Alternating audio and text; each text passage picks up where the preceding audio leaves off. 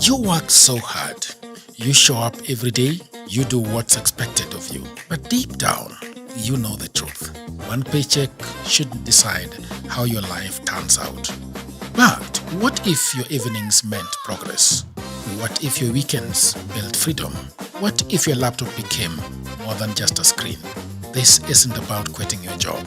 It's about giving yourself options. While others crawl, you start building. Quietly, consistently, and on your own terms. No pressure, no guessing. Just a clear system you can run after work, before work, or whenever life gives you a turn. That's what Goldmine on hustlesafrica.com is for.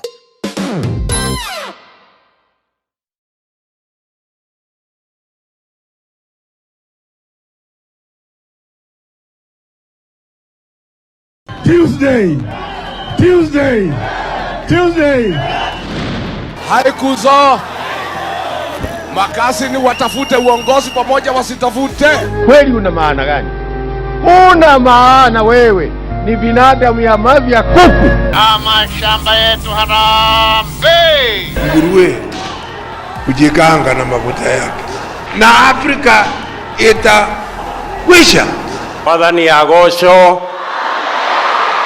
ngai no mwega naende shode. Wakati hiyo ilikuwa ukisema ngwe ndani ngwe.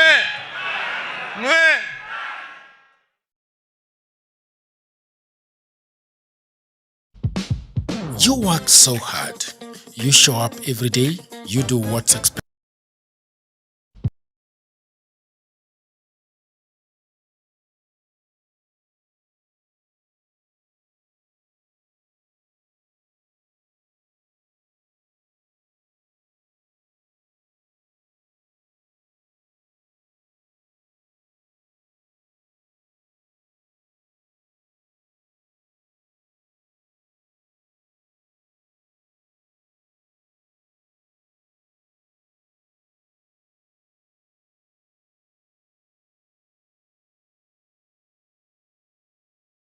Anybody that is lefty, that's why he's smart. All right, hello there, people of the internet. My name is Uduo Jagero, and this is Political Headache coming to you at 7:30 in the evening. Today, I have got government apologists, I've got Safina apologists, I've got Babu apologists, I've got every apologist. Don't call us a general an apologist. At least we are apologists for the right people. Yes. There's only one person who's an apologist for the wrong person. Who? Mundalo. But he's getting money out of it, so do you guys have money at what is it called? We have money. Where is it coming from? How do you think we're conducting our rallies? Yeah, but where is the money coming from? We can't say. See? It's coming from Uhuru Kenyatta. We leave you to speculate, but we won't tell you. You would tell us? All right, we want to start with the video from South Africa. Rais Mtukufu Rais Daniel. Mundalo, why are you getting offended? No. Why do you refer to him as Mutukufu? But in fact, I don't know why is it that we used to refer to Mutukutu. Mutukutu. Hapana, bwana. No, you guys give that guy 4 million votes. Let's have some respect. Tumia huyu mtu. No. Who gave him 4 million votes? Yeah, Ruto got 7 million votes. Did he not? No, but mine was not there. Ruto got 7 million votes, correct? He did. Mine was not there. But not from people like us, not from reasonable voters. Yes. All the intelligent people didn't vote for him. 7 million people were fools. You see, when you are in a country where 7 million people were fools. By then they were. Today they are not. So the bigger the number, the smarter the people. What are you saying? No, I'm just saying 7 million surely. Somebody saw something in somebody. No, those are the people he managed to fool, even if they were not fools. You cannot he fooled them. Can have even 100 million fools. No, okay. People of the internet, welcome to the program. I have Mr. Mundalo, a communication specialist, a strategist in matters political. I have the SG of Safina Party. Apart from that, I am not sure. Probably a tenderpreneur. I'm not sure I know what he does in this town. He's never told me. I'm not gonna ask. You don't know how he makes his bread. Don't show people your bakery. Don't show people your bakery. What? Your bakery. They will burn it down, and kill the baker. And we have the TikTok lawyer, a man that we really love here at Political Headache. Yeah, the young A man. man with a lot of brains. Mundalo will disagree, but it's okay. No, I don't disagree. Can always do you That how is do an you hold this apologist. guy in high regard? Yeah, Right? Yeah. Why? What is so good about him? No, because he's doing quite a lot Okay. in comparison to people his age. Now, can I have He's my ranking very high. tablet, please? Yeah, your tablet is somewhere here. We will give it but to you have a notepad there. No, this is not. How many pads do you wants- want A to have? tablet is not a He notepad. wants to watch. Wants to watch. I want to follow the conversation. Yeah, open it for him, please.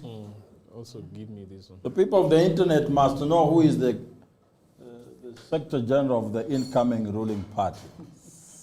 So these are very simple things which will be clear by now. Okay. Yes. Yeah, just give it to him. Omera, give me a bwana. Nani Mundalo, you can Mundalo, give give him me you that. can give him that. People of the internet, thank you very much for joining us. I don't know, they might be really complaining about our house not being in order, but that is Joaquin for you. I don't know. Do you think Safina is in order today? House of Safina. In order, what do you mean by saying in order? See, in order, are you guys okay? Yeah, we are. Everything is okay? As a party that is preparing to take power. You were in Mombasa. What was going on there? You know, I got a slice of George.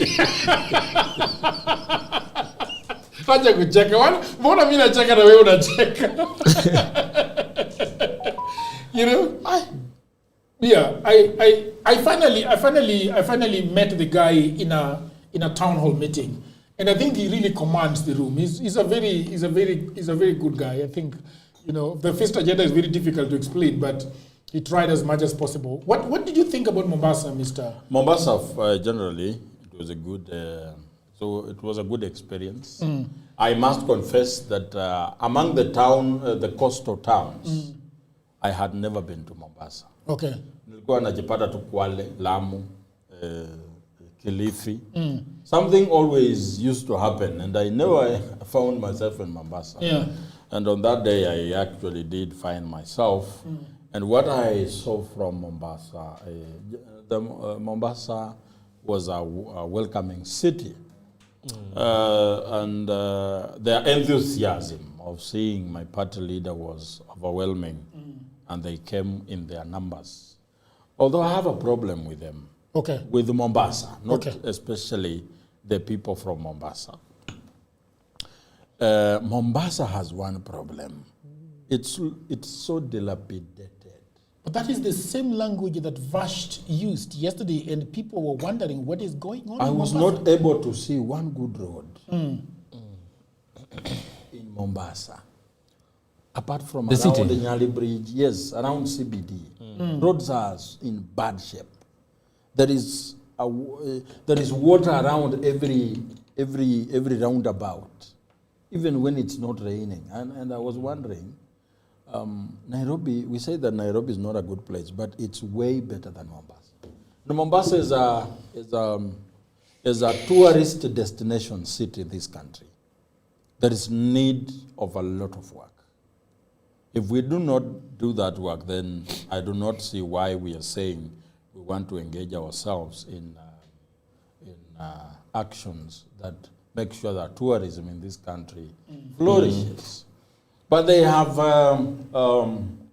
good places. It's an area that I would like to stay when I'm not very busy. And just go there and whiz away the time. So I expect the roads to be good. You go to your house, the house is well built, it has mandhari ni mzuri, but before ufike kwa hiyo nyumba ni kizungumkuti. And I think the county government of Mombasa needs to do something. It needs to do something. Yeah. But as their response to our town hall, I say thank you, the people of Mombasa. The ark had docked in your area to spread the gospel of economic liberty, which is the ultimate liberty. And they showed interest that they are willing to board this tank. Yeah. Mundalo is smiling cheekishly. and so is you. What is your problem? No. I just looked at it. I know I wasn't smiling. No, you have a problem with Safina Party? No, absolutely not. You love them? We are in the same agenda. Okay. As long as we are having people who are speaking against this regime, we are in the same boat. But you see, when Jimmy... At this moment, okay, when I know Jimmy wants to disassociate with one term or two term. He wants to create a very unique movement for himself. No, I do not think No. They don't cut the man. No, I am not cutting. I am not cutting. Just you. No, let that thought go, Joachim. Be mindful of your party members. It's true. He wants to create. Jimmy has said he's not in one term. He's not in two-term movement. He wants to create a new movement, or maybe let's call a third force from him, because he's only the person from let's say a movement whereby he has already profoundly declared that he wants to become the president. For us in Linda Mwananchi, we are still pushing our leaders to be president. We are calling for Edwin Sifuna to be president. We are calling for another person to be president. So it's good that he can come up with a narrative whereby it centers people to focus on agenda more than these slogans that we are talking about, one term or two term. But also you have to question and ask, does he have the agility and the power to run that uniquely third movement or third force that steers away from all these agility slogans? And the power? You mind expounding on that? Yes. Does he have, how can I put it simply? The political infrastructure. Exactly, the infrastructure, the will, the hard work, the input to now mobilize or lobby a lot of people, Kenyans, to now come into that agenda, of money, of not paying debt, of all these things. That is where now Safina has to really put some work. Maybe in this new election window that we are having. I saw your party, your rally in Machakos. It was pretty well done, and congratulations to you. What is going on in there? I mean, Hamisi was not there. What is happening? Paul Njoroge was there. What is going on there?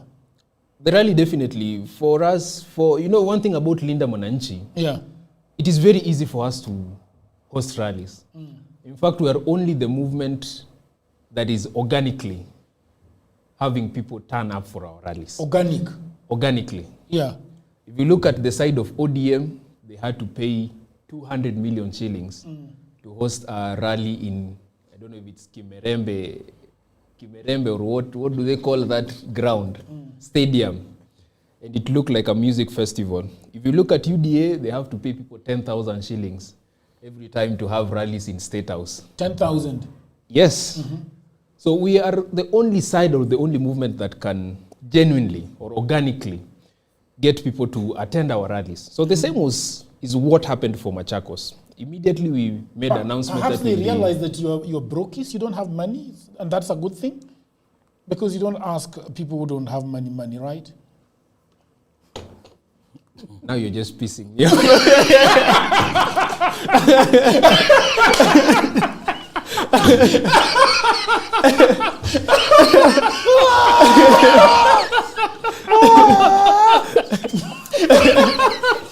Sorry. I wanted to give him a logical answer, but my brain tells me, ambia ujamaa ukweli. Mundalo, which logic is that? That people are showing up for our rallies because they have realized they can't borrow money from us. Come on, which kind of point is that? Jagero is just trying to be disrespectful. Come on. No, you're really pissed off. I want to leave you for now. And I want to go back I want to go back to... it's because they love the idea. They love the idea. Babu. That's the reason why they're coming. Not because they are brokies. Okay. Our No.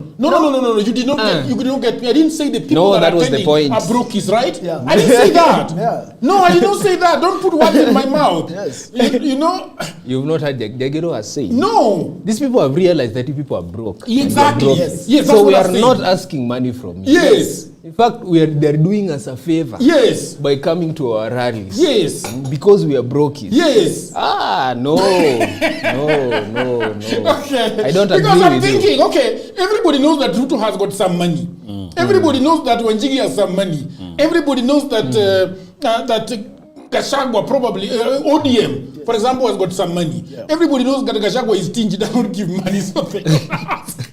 And then you guys are a group of MPs. You don't have money. I mean, what is wrong with that? The comment section say it's true, they are brokies. Umeona hiyo gari ya party leader yenu? Mtu aliniambia gari mbaya kabisa. Gari ya Sifuna. Mtu aliniambia lakini siwarudishe gari ya ODM. No, I don't think I should host this. Hiyo si hata gari ya Sifuna. Mbona mngerudisha gari ya party ya nini ya chama? In fact, our campaign team. No. Why are you not? Because Nani is asking for a car. Who? What is her name? The SG. Ochoma. What's the name of the lady? Omanya is asking for a car. Why don't you take back Omanya's car? Sifuna has her Yeah. car. No, the car He still has a belongs. car. The car still belongs to Sifuna. What else do you want Sifuna to drive? If you take away Sifuna's car, what do you want him to drive? No, you know, Mr. Rian is a very good friend of mine. Welcome to the program. Wait, Pauline Njoroge was in the rally. Yeah. And I was wondering, I thought that Pauline Njoroge is in Jubilee. But she appears in Linda Wananchi's rally more than she appears. I mean, the last time I saw was Uhuru ranting somewhere in Kiambu, and she was not even there. Because Jubilee is not going to offer any fundamental position when it comes to 2027, and she knows that. Maybe Mundalo can tell us, because Mundalo is a member of the Jubilee Party. Mundalo's actually said something online that we should look at. I don't know whether I can read it, but Mundalo, they should, how are you doing, they my should brother? expel. Your government is bringing Ebola to Kenya. Which government is bringing Ebola to Kenya? The Jubilee government, right? The former Jubilee government. The broad-based. The broad-based government. The third term of the Uhuru regime. Yes. Is bringing, what is going on? There are so many names for one government. Governments belong to all of us, including whether willingly or unwillingly. So governments don't belong to anybody. But one of the happiest moments for me this evening, is that we are morphing towards political reality. Yes. And that's why you look at the town hall that the Safina party had, and away from the conversation in the town hall, you can see the SG starting to have a realization of the real troubles of the country. Yeah. He's now aware that there is a problem of roads. Yes. At the coast. Sometimes when you are just in the party boardroom, you think that everything rises and falls on just those ideas you are having there. But then when you start moving, you start getting in direct contact with the challenges of the people. I'm sure by the time they do their 9th town hall, probably their agenda might have even changed to something that is more people-centric. And that is a good thing. Now, when you talk about, you've started on a very hard footing with our Linda Mwananchi party leader here. Yeah, but by the way, he has got a very good nino in the party. He belongs to Mrengo. I'm part of the executive, the national executive for youth. Now, we have to get our viewers to get an understanding. Okay. You can't be part of an entity that doesn't exist. Because Linda Mwananchi is not an entity.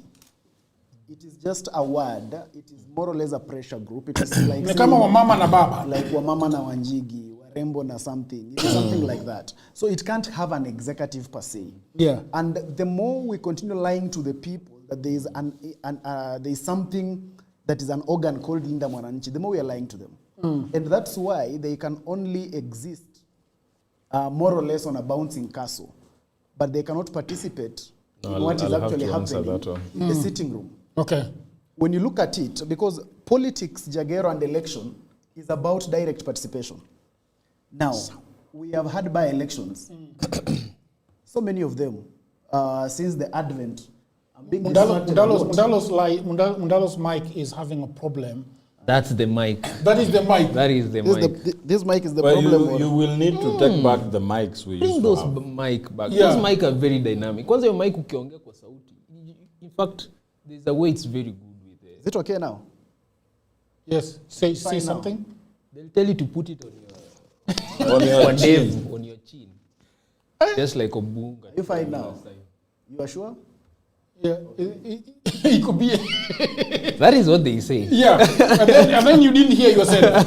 Yeah, I also think so. We will probably just get back to our own mics at some point. Yeah. But there is a way they should be tuning the Yeah, sound to be yeah. dynamic. Yeah. So that sometimes when you talk, it's not an echo. People of the internet, is Mundalo now fine? Iko sawa. It's now Yeah, okay. it's now okay. It's now okay. Okay. Dennis Mongare. How have they known that it's now okay? Yeah, they can hear. They are paying attention. They are paying attention. They're actually the ones that usually tell us that our mics are off. Mundalo, you think they're just watching without sound? No, Yeah. I had On not mute. spoken. I had not spoken. Yeah. And now I was wondering how they have known it's okay. No. They can hear you. Go ahead. Okay. Go ahead. So I was saying that Linda Mwananchi, that Adrian purports that he sits in the executive, he has to understand that you can't exist in an executive when the entity does not exist. Because that continues to spread a lie to the supporters and to the people, to continue imagining that there is something like that actually exists. If something exists, it is gazetted, it is registered. That is why political parties are registered. Yeah? But the more you continue lying to the people that there is something horrible called Linda Mwananchi, then you are setting them up for disappointment.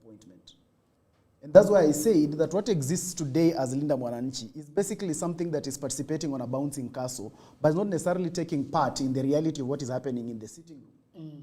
Because election is about direct participation. Okay? And when you are in an election, there are things like when you are in an exam, Jagero, you go and do mock exams and then expect to do well at the final exams.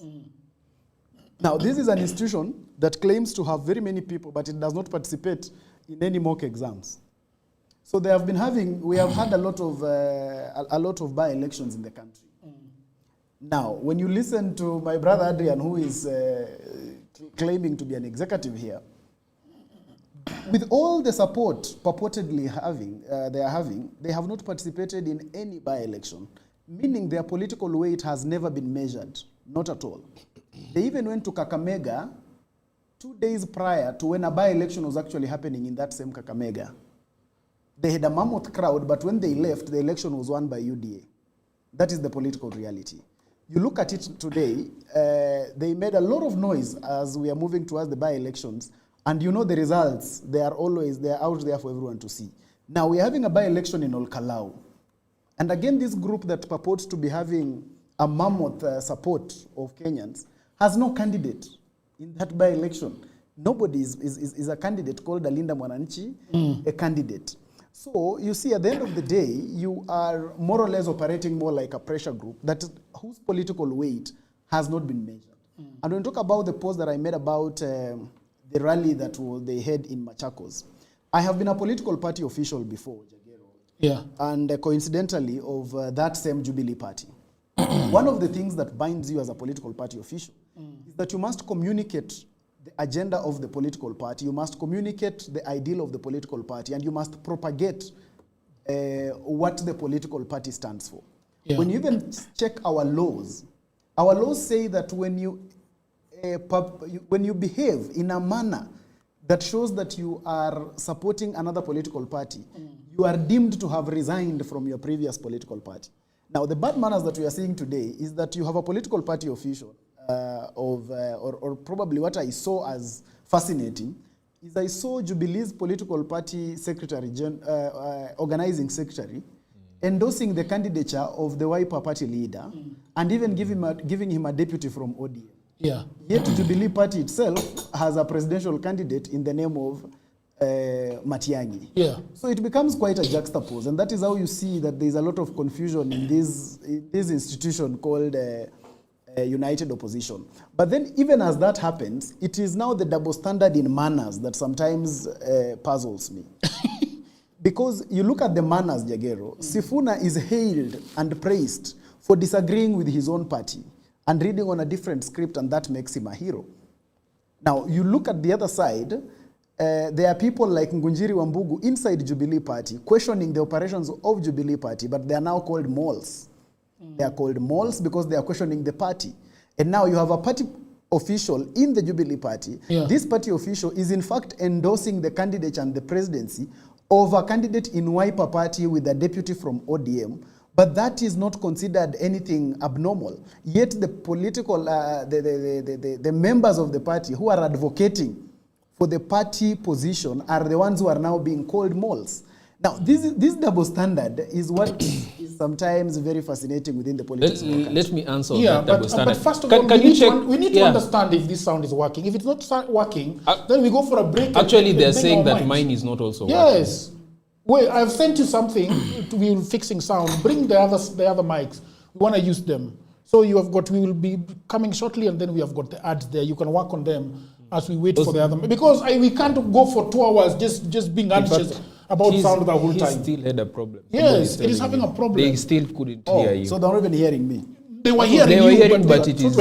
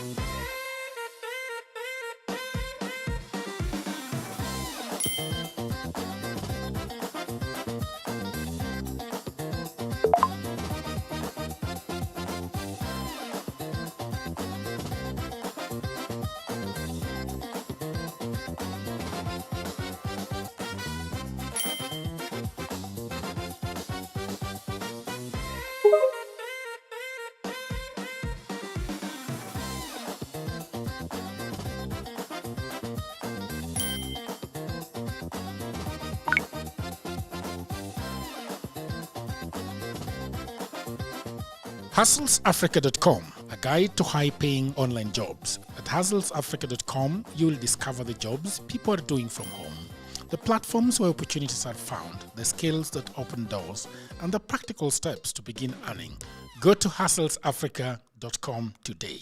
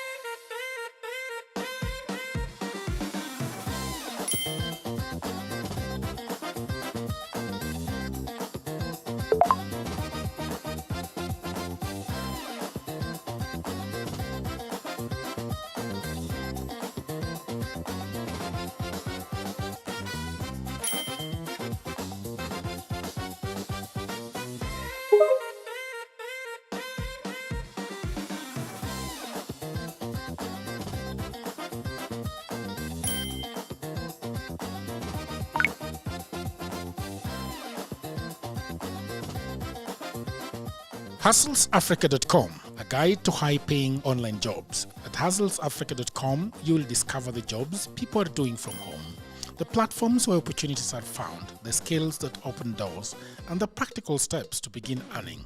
Go to HustlesAfrica.com today.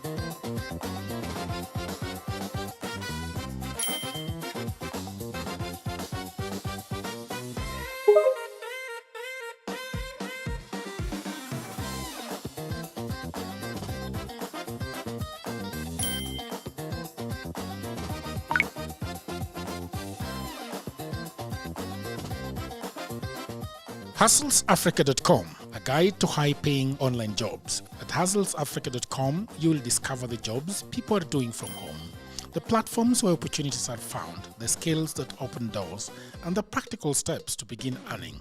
Go to HustlesAfrica.com today.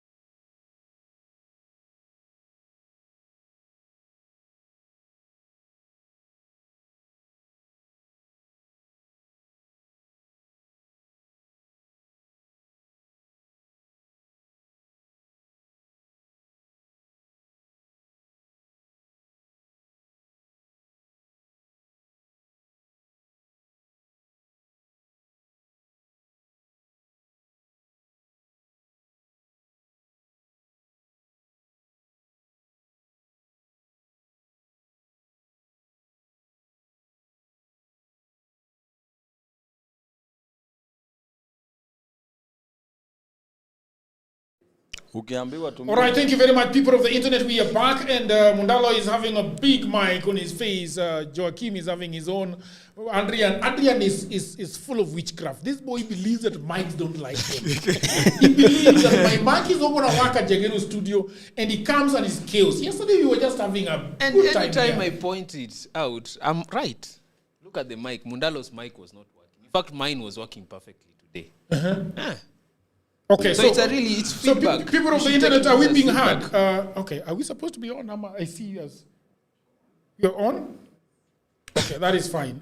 I just want to ask the people of the internet if they can hear us. That is what I want, that they can hear all of us. Mundalo, can you speak so that people of the internet can hear you? Yeah, I hope I'm being heard now loud and clear. Most of them were saying they didn't hear anything about what I just said before. Yes. Okay. And I felt like I had wasted. What are people writing on this thing? Delete that comment. Yeah. That's hateful. That's a cynical comment. Yeah, it's not, and that person must be. No. We have we have to tell our people that people of the internet, is our sound okay? Please let me know if our sound is okay. No, let's deal with this. Yeah, I hope our sound is okay. I hope that we are on the cable and not this demon in not human on Wi-Fi form. over there. Sound is okay. All right, there is something that Mundalo was talking about. Mundalo, yes. You were talking to this gentleman and telling him that, look, I asked the question that why is Pauline Njoroge always at Linda Mwananchi? They had him. More than they had him? Yes. No. I want you can go ahead and say what kwani amsemi mkirudi.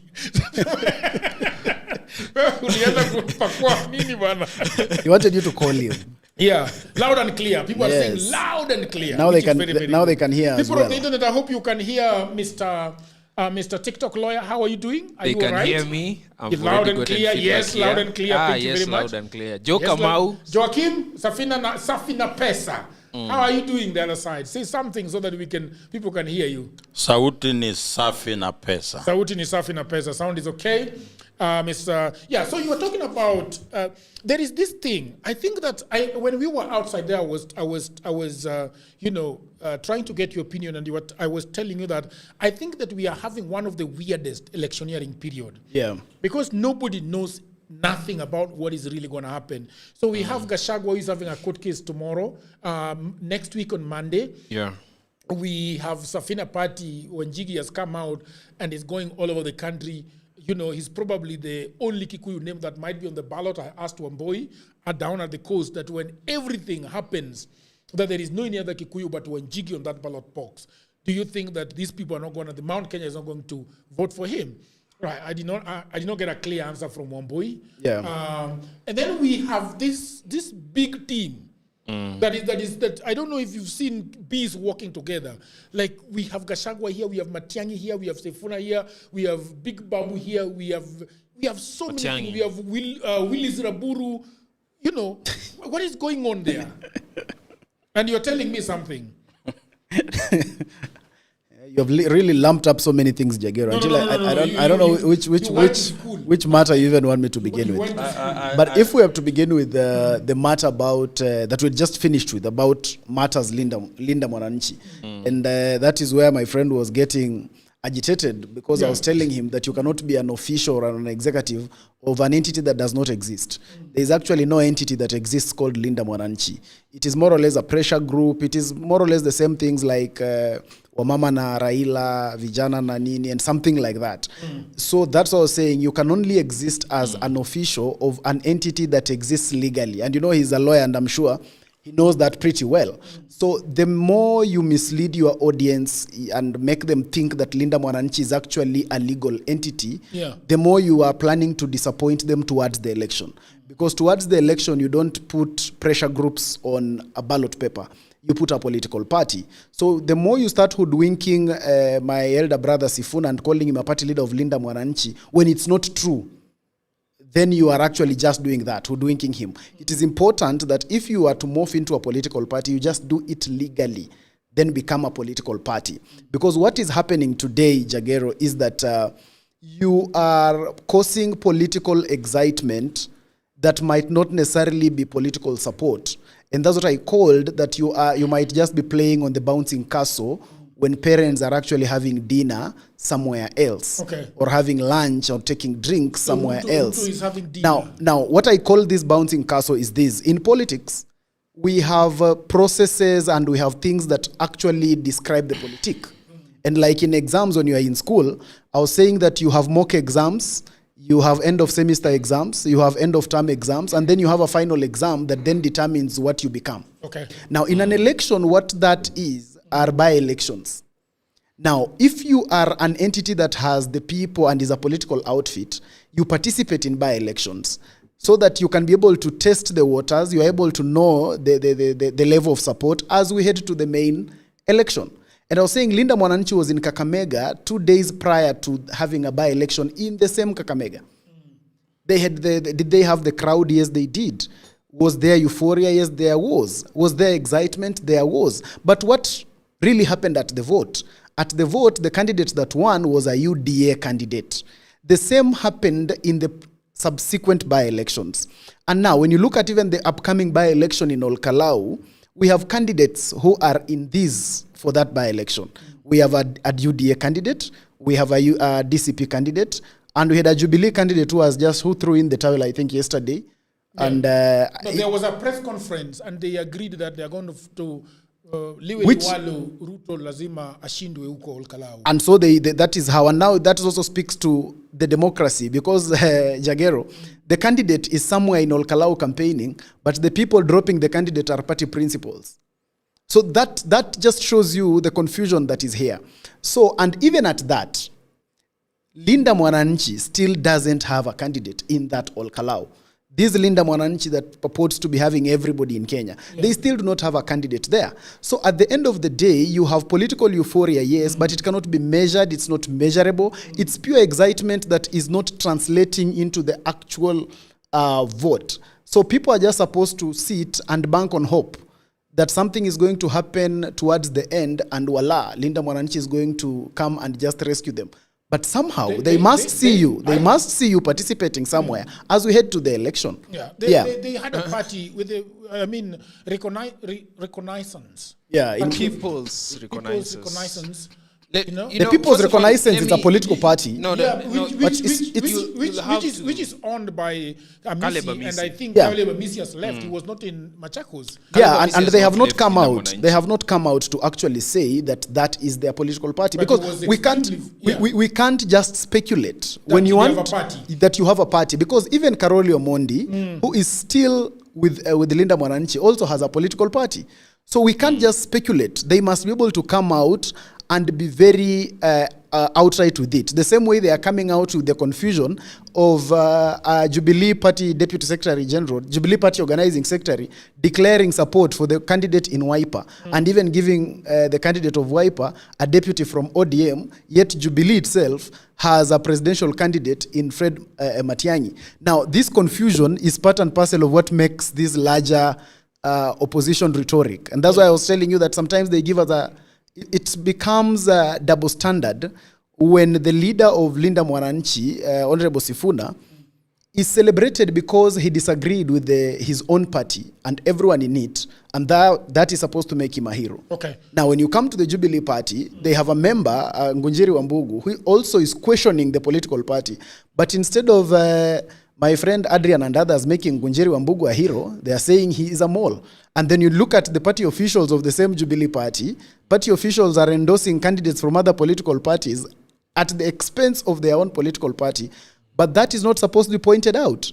Now you look at it again, the party officials are able to sit in a meeting where their own candidate in Olkalau is brought down in favor of DCP, but that is supposed not to sound an alarm to party members and aspirants.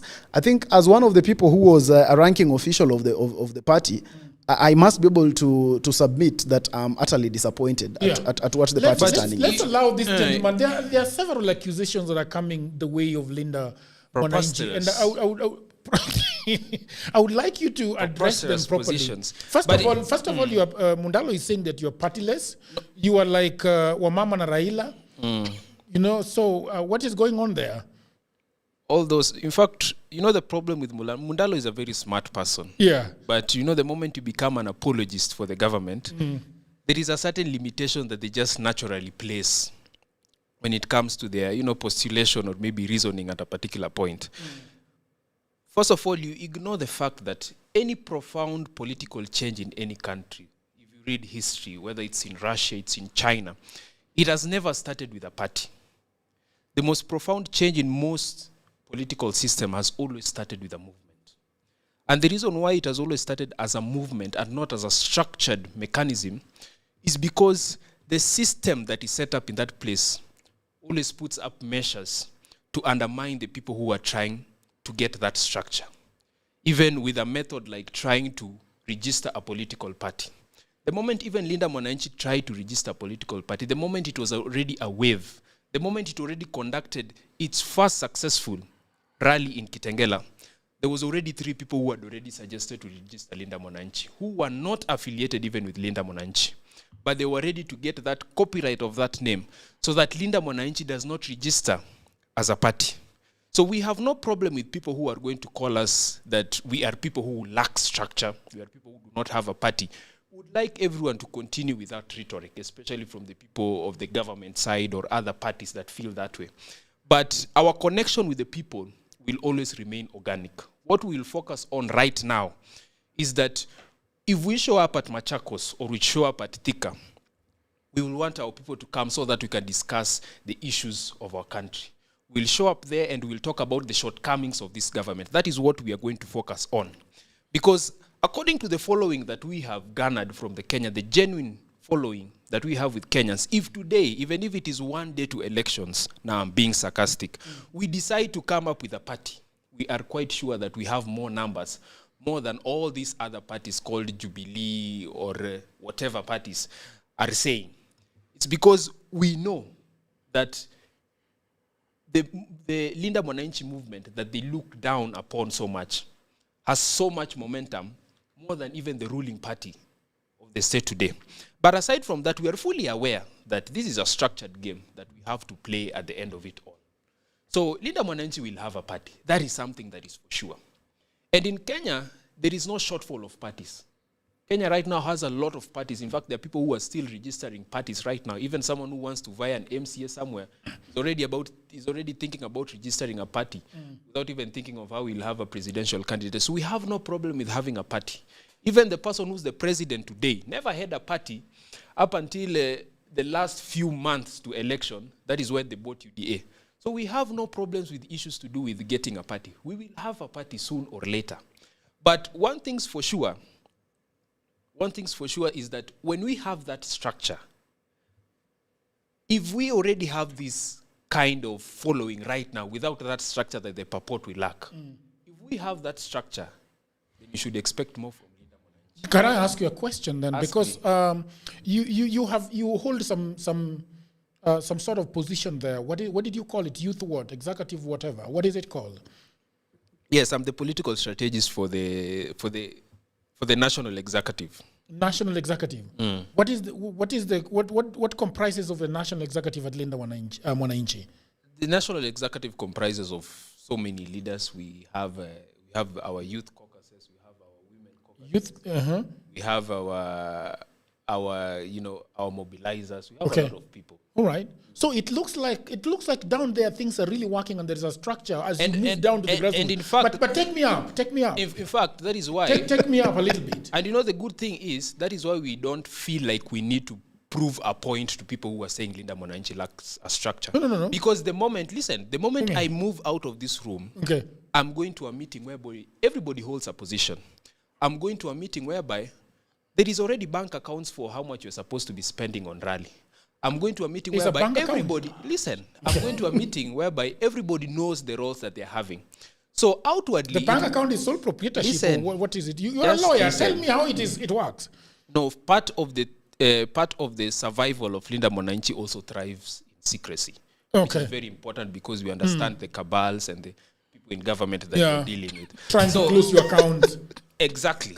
Such and such. So cybersecurity professionals trying to attack your site A lot of people. Yeah, But I want to ask you. So the moment you move to Linda Mwananchi, the reason why our rallies are successful is because there's a structure.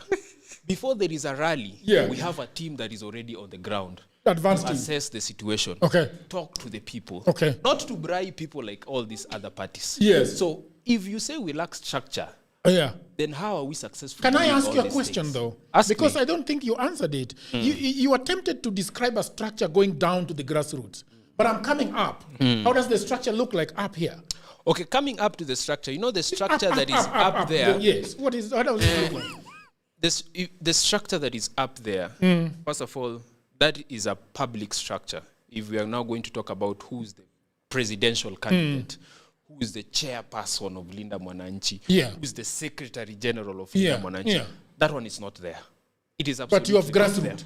But what we focus on is a structure for grassroots so that it makes sure that if we are opening a website, we are getting enough number of people to donate for the campaign, to show up for the movement, to show up for the rally. That is the most important thing. But right now, if you're going to ask who's the secretary general, who's the chairperson, who's the presidential candidate, that one you'll not get.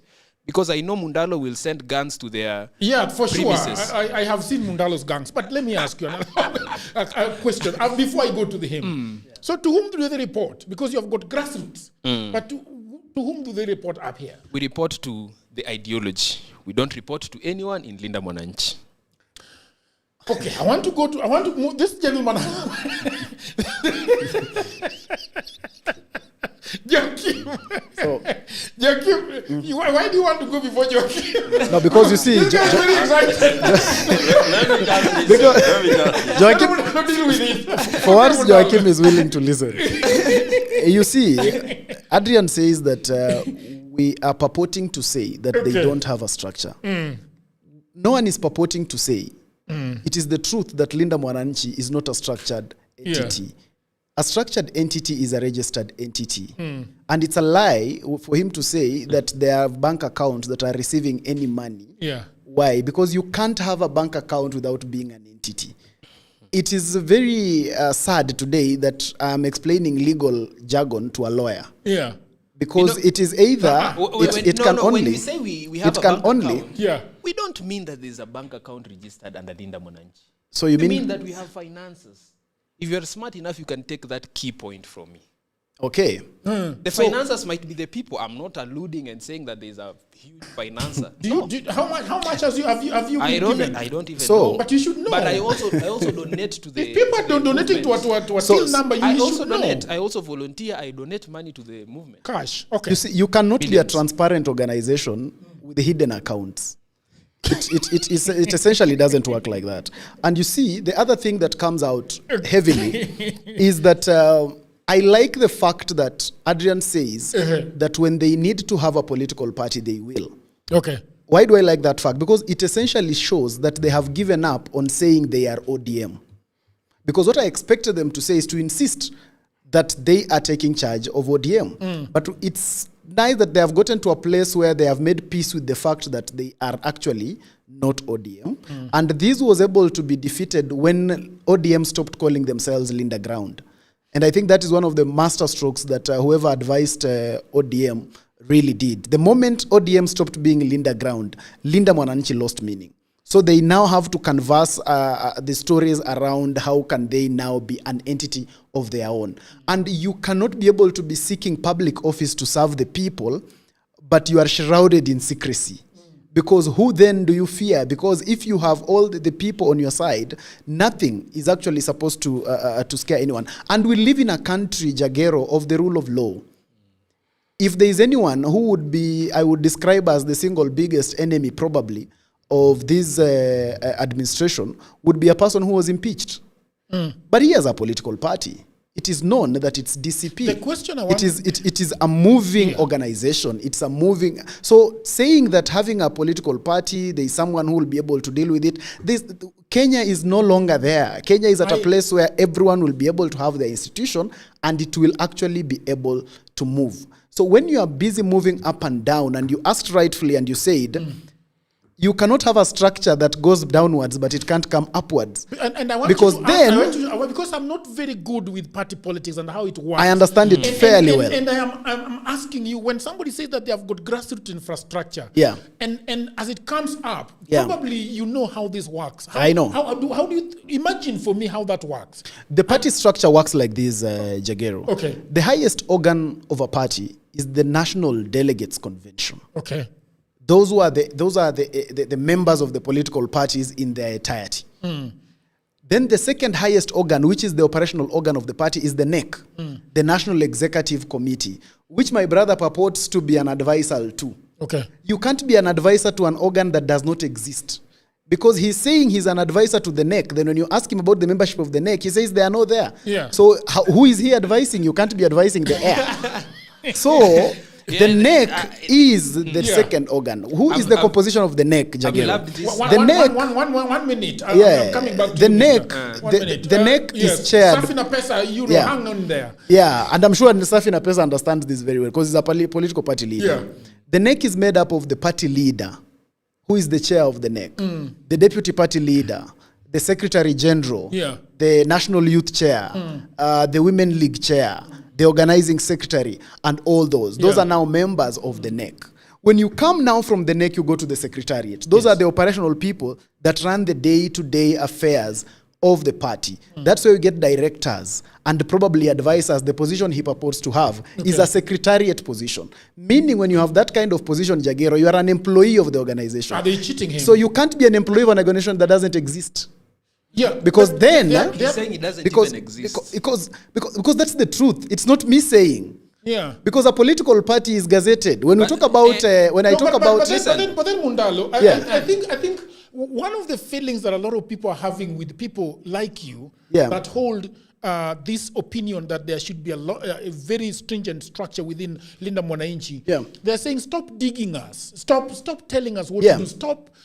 Stop telling us, don't push us. And let us do our thing. And it's fine. And nobody's saying they are being pushed. Okay. There's a difference. Truth does not necessarily mean push. Okay. Because when you are not registered, you're not registered. When we say you're not registered, it doesn't mean we have pushed you. You can keep not being registered, but you must also allow us to keep saying you are not registered, and we must keep saying you are not an institution. Because for instance, when I say, Jagero, that Safina Party is registered with ORPP, that does not amount to pushing Safina Party. It is the reality and it's the truth.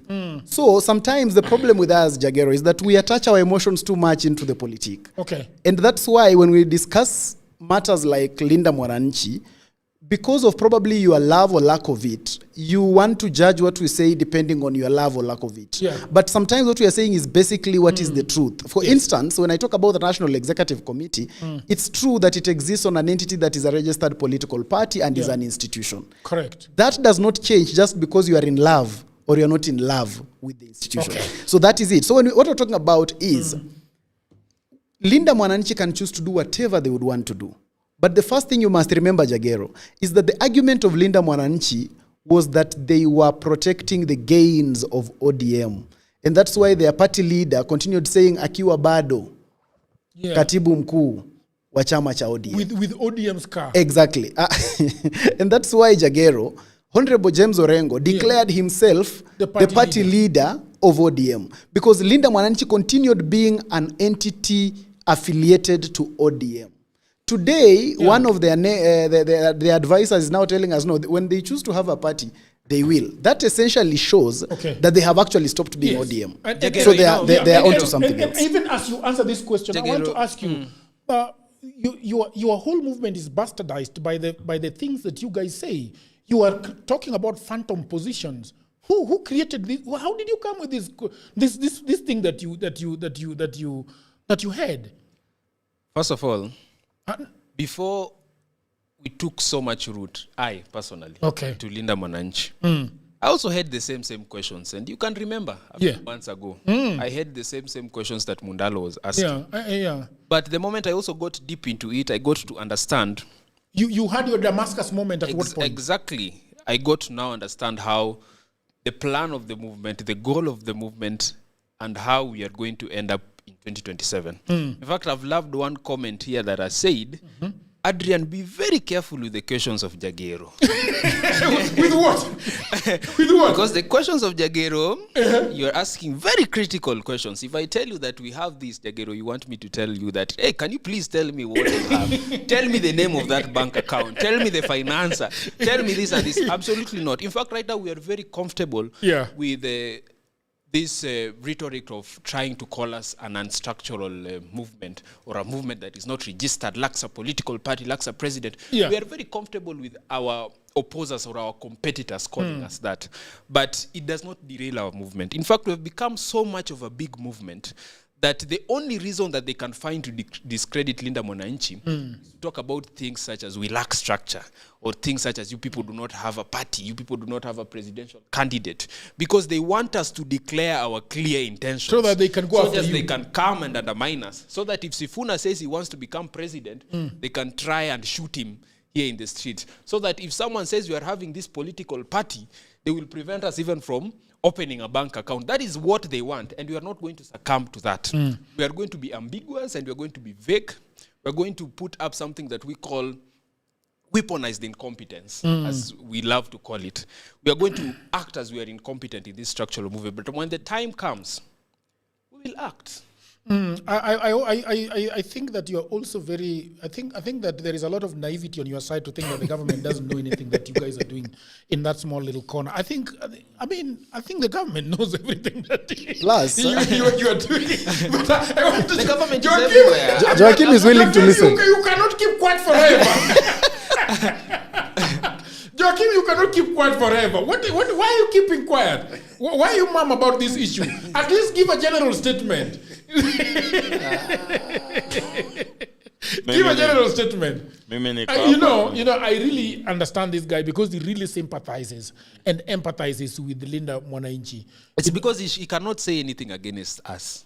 He knows. He cannot say anything against us. Why not? He can only make an analysis or a fair statement or a fair comment. Yeah. So you are gagging him right about now. That's bribing. I'm warning him. Joachim, anyway, talk to us. Ruto went to South Africa. Let's see. Why are we jumping? Okay. Because you are dilly-dallying and Masani Machach. No, I am just being an active listener. Okay. In this whole conversation. Okay. And as you see, I must also brag a little bit. Okay. In our equity as a party. Yeah.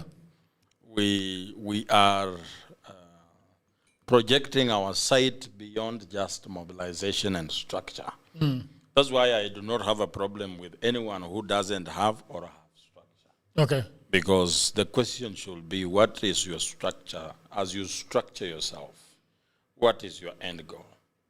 So as Linda Mwananchi or anyone else, structure them. Because as Safina Party and the Secretary General, I'm also putting structures in place. Okay. And the structures must have an end goal. Because the question that is being asked, people asking if they have a presidential candidate. Yeah. and people so asking in the comments. Yes. People are asking generally in the country. So, the question of presidential candidate, that's why my friend here said that my party leader is trying to create his own movement. Okay. The issue here is not actually creating his own movement per se, because we agree with one thing, that Ruto must go. That is the same as saying one term. Because all these lofty dreams that we have as a country cannot be achieved with Ruto in the office. So the first goal should be that he must go. But beyond that, you see, the government is a revolving door that does not stop. That when the president, when William Ruto shall be handing over the sword, because he will have to, that next minute of the new president, there are expectations on him. So the structures that we are putting in place, and everyone should be putting in place, is to make sure that we have something we tell the people after victory, because victory is coming. Okay. And my friends, I find it very difficult to say anything negative against Linda Mwananchi. Yeah. Personally, what are the positives? No. I do not even want to. Unataka apigie Linda Mwananchi campaign. Yeah, what are the positives? I mean, I am not looking for negatives. No. By the way, yeah, I'm not looking for negatives. Yeah. Anybody who is speaking for the Kenyan people, okay, and highlighting the problems and the reason why this government is inept, is a welcome person. That we must therefore change. We agree that change must happen. Okay. That is general agreement. So I will not be a fair person to sit here and castigate people who are targeting the same enemy I am targeting. Okay. To be fair, I should think of how do we collaborate. And as we collaborate, on what agenda? Because that's the question. That is true. That is why you've not also heard me criticize. Before you come in, the reason why we are saying then what? Is that we agree one term should happen. Even if you are saying 2 term, the question should be then what? So when we attain our 1 term mantra, then what? Why are we against the existence of the regime of the day? Sifuna will tell you he's killing young people. And we agree, because 60 young men and women were killed during the resistance of the Finance Bill 2024. But being Safina, we are trying to say, what could be the problem? What is it that is really pushing a human being to pull the trigger and end another person's life? There must be something wrong. And we have established that it's because of the inability of the regime to solve the problems of the people. So they have resolved to use violence to beat them into submission. And that inability is what we are trying to address. So the structures and the collaboration should be about our collective agenda of bringing reprieve to the Kenyan people. Otherwise, all these discussions are immaterial if the end result is not. I find you very dishonest. No, that is our Mr. Joachim. I find you very dishonest, because every time you talk about, if you go, for example, into Wanjigi's camp, it's very clear. Even when we were in Mombasa, when your presidential candidate stood out to speak, he was very particular on the things that he wants to change, especially on the what. Because you've said rightly so, that the presidency is a revolving door. The moment you get in and as you try to come out, you meet with debt that you need to pay. You meet with people that are hungry that need to be fed. You need people that are sick that have to be hospitalized. And you need the Kenyans that are not going to school that need school fees and capitation and so on and so forth. And so the question is, and this is a lot of people are asking me this thing, because I do conversation and they're asking me, do you know of anything that actually Linda Mwananchi Brigade want to do after the revolving door is full circle 360? And that is the question I'm asking you. I agree. And even when your party leader was asked that question in Mombasa, he was very categorical on the things he want to do.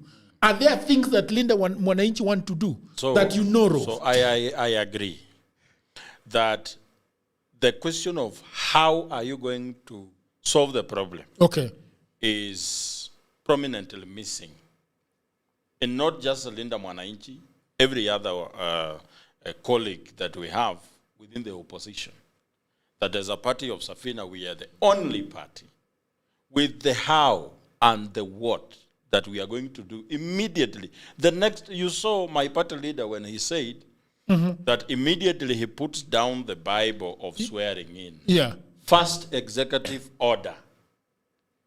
I have suspended all debt payment pending an audit. That's what we are going to do. So we expect that other people should also come with the agenda on the table. Because I have told you that why is it that the regime killed young people? Yes. That we have told you that it's because of their inability to solve the problem. And we have stated that the problem is public debt. So anybody who thinks that we have another problem bigger than public debt is welcome on the table to bring the idea. So I'm going to ask you one more question. If you are bold enough to answer this, because before I go to Mundalo, so where is Linda Mwananchi and Matiang'i and Gachagua taking us? Do you know? Do you know a bridge we are about to cross? So let me be very blunt and categorical.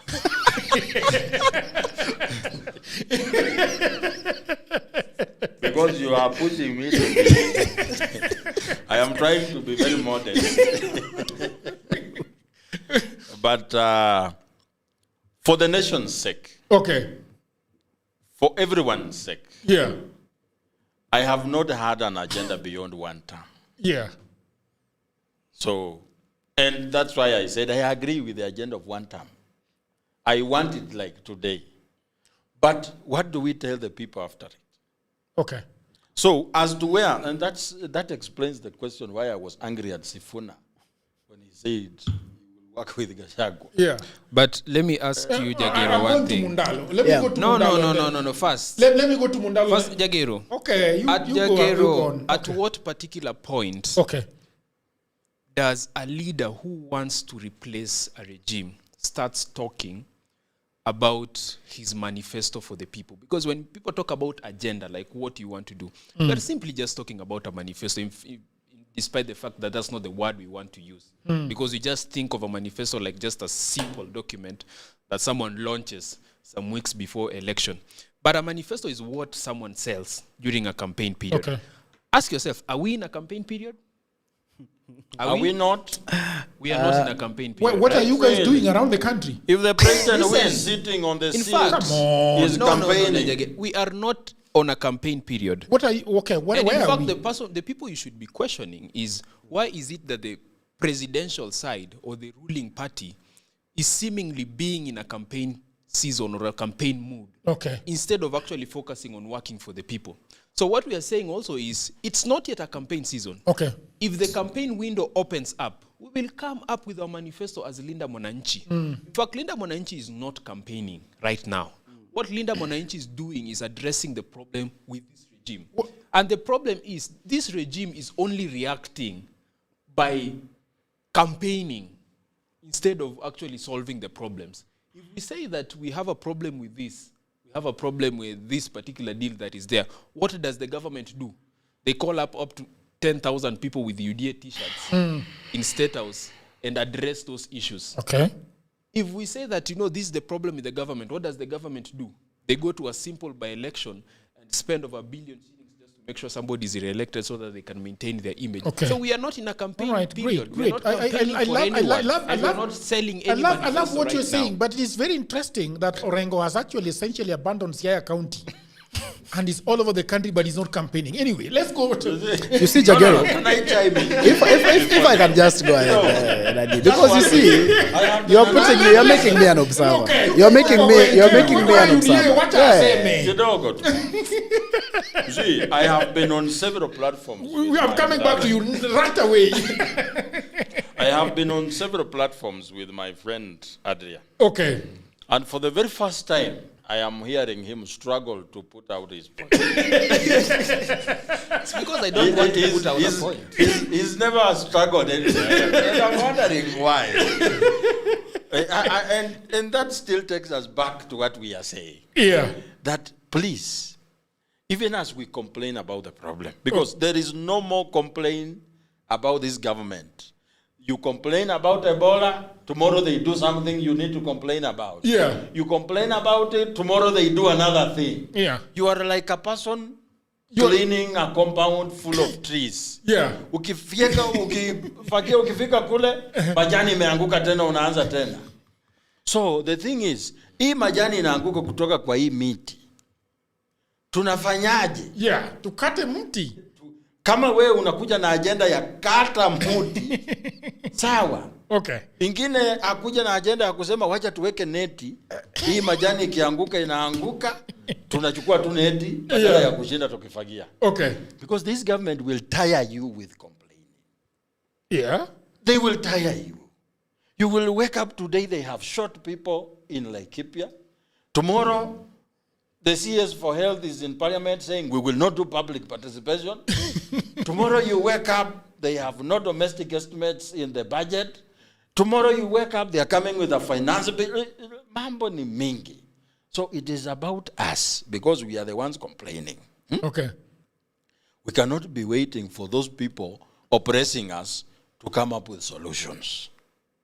Because their oppression is their way of solving our problems. So it is us. That is why we have an example. And William Ruto knows that the kind of mess that is in this country is so big that for you to come and clear it, you need some boldness and decisiveness. And for us, we have said, we are looking at what could be the problem. Okay, the president lied about Modogashe and Darbat. The president lied about 10,000 tractors. Why isn't he providing these things? Why is he coming back for taxes every day? Because when you look at the problems around the country, they are attached to money. Doesn't matter what. And we are saying, and what does the government do with the money we give them? We look at the expenditure items, one item is taking more than 80%. We are saying, yes, this is where the problem is. That's what we are saying. In finishing, so in that finishing, I go to Mundalo. It doesn't matter what agenda anyone will come up with. As a party of Safina, we are standing in a junction that everyone will have to pass through. Even if you say free education, the question becomes, how do you bring it? Yeah, with which money? You don't have money for it. You come and say free school fees, free health care. How do you do it? The question is how. So, in all this, nimesikia watu wakisema hapa, one term is just a sound bite, not an agenda. It's true. Mundalo? Jagero, you know, you are in a panel with people who have bosses, except myself. And that's why you don't have a boss. You will get very little objectivity from them. Because when you talk about Joachim, he's a secretary general of a party. And that's why he finds it very hard to say the truth. When the truth means something negative, he says he does not want to comment on Linda Mwananchi. That should simply tell you that he knows that what he would want to say is not palatable, but it would be taken as the position of the party. And so he must be careful as a secretary general, and I totally understand him.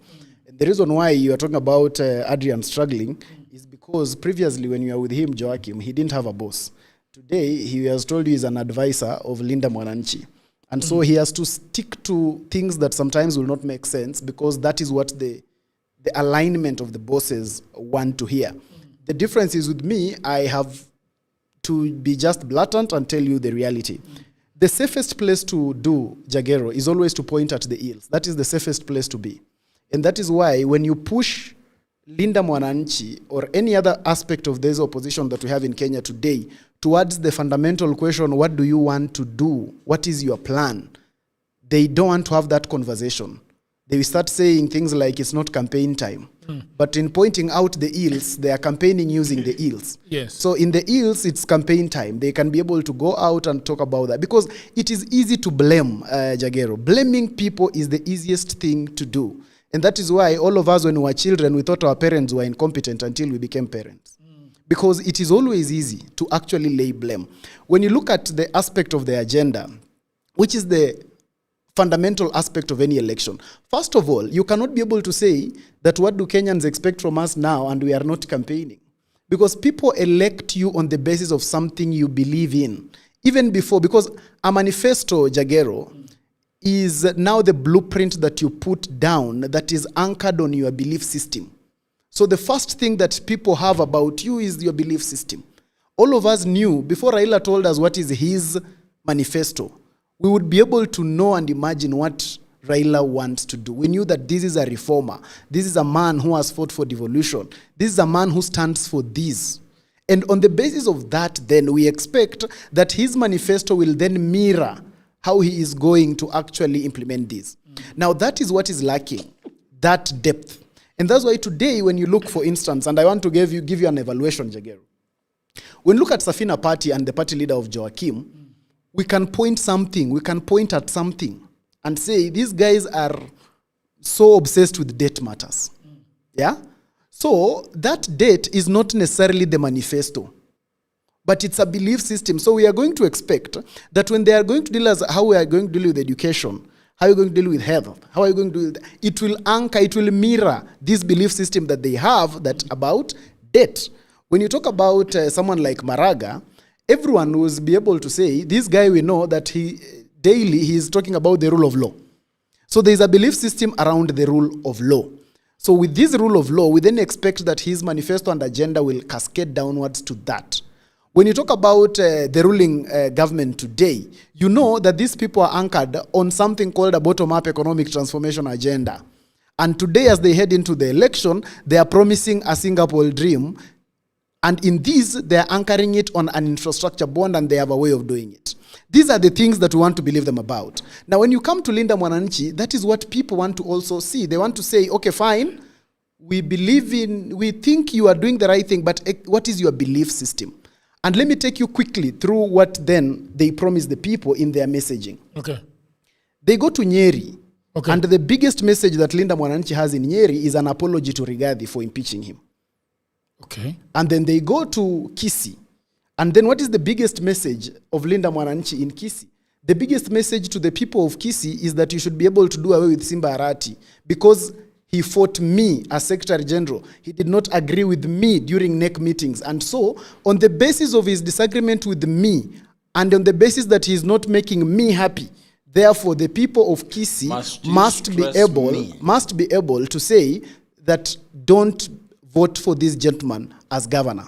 What was the other message in Kisii? The other message in Kisii was to tell the people of Kisii that, hey, you guys, I can now qualify to be your Kisii kingpin. And I want to direct you that this gentleman called Onyonka can then become your next governor. That was the message. Then you go to Bungoma. What was now the Linda Mwananchi message? The Linda Mwananchi message was that let us come together as lawyers and therefore decide that this brother should be our leader. So you can be able to see that you cannot be able to pinpoint something and say that this is what Linda Mwananchi is selling. They were in Machakos just the other day. And I would challenge you, Jagero, to tell me, what is this fundamental thing that was said in Machakos that was quite a blockbuster? This thing that they said and everyone would feel like, wow, they have a solution to this. Because you look at it and in every place they are going, it's the chant is the same. And the message, if it's there, it is the same one term.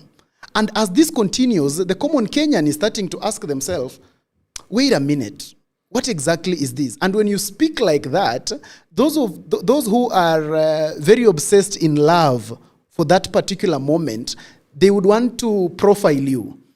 They would want to call you an apologist. They would want to call you are against them and such kind of things. The truth is that that is the political reality. And they should be able to be happy with those of us who point truth to them. Why? Because it is only by confronting these fears that they don't want to, that they can be able to make a difference. Otherwise, there is always something politics, Jagero, about lying to yourself so much that you think you've lied to everybody. And that is what Adrian has now gotten to. He was very objective before he became an advisor. Now he has joined the team. They have lied to him. He has now soaked in it. Now he does not believe in it, but he has to churn it out. And you see, there is always this thing that you keep telling yourselves. And I remember we also used to do it in Azimio and in Jubilee, Jagero. That every time we lost election, and it pointed to the reality that we are going to lose the general election, we said there are some secrets that we are having that don't worry. You know, at the end of the day, we have some secret card. That is the lie that has been fed to my brother, that there is a secret card. Politics is as obvious as it can be seen. When you are losing elections today, you are going to lose the general election. Nothing more. If you cannot see the structure now, the structure is not going to be there. But now there is something that you'll be lied to. I remember we struggled a lot at the party level, managing our aspirants. And every time the aspirants used to ask us, so what do we do next? We always say, no, we just wait. Wait, there's something. There's something that we are working on. There was actually nothing. There is always nothing. I want to tell my younger brother that this thing they're telling him is not, he must stop thinking that his bosses, there is something meticulous they are doing somewhere. It's actually not there. There's a gentleman that came here during lunchtime. They want to be in some youth thing and ask him about Sifuna. And you know what he told me? Yeah. Sifuna na babu ni happy na ngoma. What does that even mean? Happy na ngoma. What does that mean? Actually, No, the most structured person, by the way, the most structured person under that Linda Mwananchi that I would argue is that gentleman Babu Owino. Babu Owino is a very structured politician, and he understands his craft, and he knows how to plan end to end. And that's why when you look at him particularly, yes, inside the Linda Mwananchi, he really knows his objectives. Number one, he knows that he wants to be governor of Nairobi. And that's why the cascading down, and he has a very proper plan around the things of his interest. Yeah. The place where you see amorphousness, you don't see his hand, because Babu is not an amorphous person. Babu is a guy who is very particular in the things that he does. Same to the gentleman Caleb Amisi. But then as a structure, as an entity, I want to assure you, Jagero, that one, they do not have a coherent message. What they are simply banking on today, which is very dangerous, is political euphoria and excitement of Kenyans. Yeah.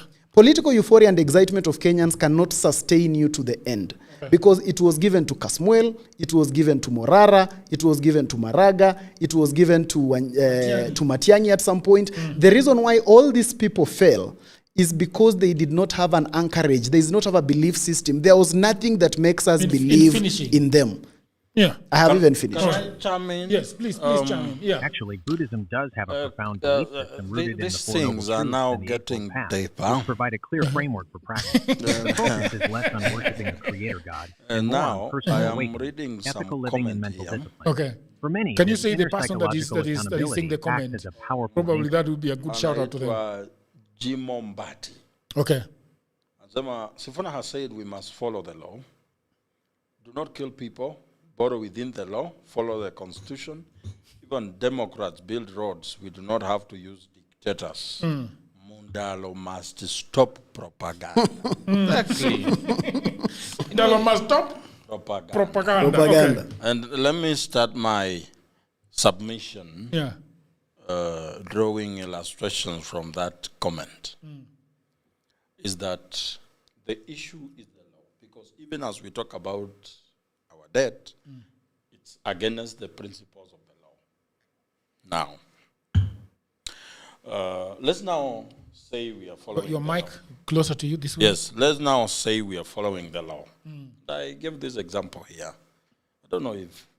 Yes, Mundalo was not there. TikTok lawyer was not there too. Yes. I was there. So now, you have been elected on a premise of following the law. Okay. And you get into power and you realize you need to follow the law, but you have 8 billion of paying salary at the end of the month. And you do not have that money. The only option available is for you to borrow illegally to pay salaries.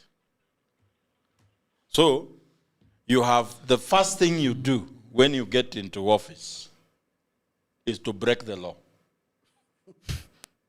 Because now you are president. And you said, no. William Ruto is breaking the law, which is correct. He's borrowing outside the law. He's killing our young people. He's not following the Constitution. Now, I will follow the law. I will not kill people. Now you've been elected. See, swearing in inakuanga Monday, Friday mostly. Yeah. So that you can have a weekend. Then on Monday, you report to work. Hiyo Monday ni ya kuhama kutoka Syokimau. Ukienda the house on the hill. Yes. So you sit in and Badi anasema before unifukuze Mr. President. Yeah. Why don't you just use the name Sifuna before unifukuze Mr. Sifuna? No. Let's I do not want it's good to be practical, Mr. Yes. You're a bold man. Told you he has a boss. Okay. But my boss has no problem with me referring to. He can't touch Sifuna. He knows. let us just I'm be the only honest. objective person you know. Let me tell you. Okay. I am. Simiyu cannot touch. Okay. Yeah. Let's say President X. No, let's say Sifuna because he's my brother. He's my brother. He can't beat me. Yeah. So say, Mr. President Sifuna, before you get a new CS for internal for finance. Okay. Please let us make you aware of our financial situation as a country, even as you come into follow the law. That we are going to have, in the next 2 months, we have to pay a maturing loan, because it comes every month, of 200 billion. The president, in the same period of time, we are looking forward to collecting 200 billion in terms of revenue. For the same period of time, Mr. President, we need 160 billion to pay salaries for 2 months, because 1 month is 80 billion. We have a deficit of 160 billion. Remember, by the time you are being briefed this, the people are still celebrating the defeat of William Ruto. And they are celebrating with a lot of expectations that the new president shall not be like William. You are faced with a conundrum of raising 160 billion to pay salaries. Because a police officer in Mukuru Kwanjenga is now saying, ni vizuri Kasongo ameenda. Sindio? But now you have to raise 160 billion. But now, tax revenue can only be used to pay debt. All of it. You have no time. You have 2 months. Ukiendelea kukaa, it keeps piling. You have the option of following the law, paying salaries, and raising taxes. So when you say you are coming back for taxes from the people, they will say, no. Apana. This is why we voted William Ruto out. Why do you come for more taxes again? So you resolve to borrowing slowly, chini ya maji vile Ruto anafanyanga. That's why we say odious debt. It's not approved by parliament. It does not come through the banks. You borrow for recurrent expenditure. At the end of the day, your premise of following the law is broken on your first day in office. That's why we are saying, with this whole deciding who becomes president, before you decide who becomes president, the question is, what is the problem he's coming to solve? But, Yogero, I also have a very constructive criticism on this concept of not paying debt or suspending to pay debt. First of all, you need to understand that one of the hand that has most of the political control in our country or any other African country is international financial institutions, such as IMF, such as World Bank. In fact, the last time a president stood up at the African Union and said, we are going to suspend the debt of people of Burkina Faso and I want other presidents to join in, he was assassinated 3 months after that, and he was not able to come back for another conference. That is Thomas Sankara. And he was assassinated by a person who was given leverage by the Western people. So we are also wondering, if you guys are going to give up a very bold manifesto of saying that we no longer need debt, Jimmy Wanjigi, how is Jimmy Wanjigi also going to deal with these financial institutions that have held its position in Africa or even in Kenya for over the past 70 years?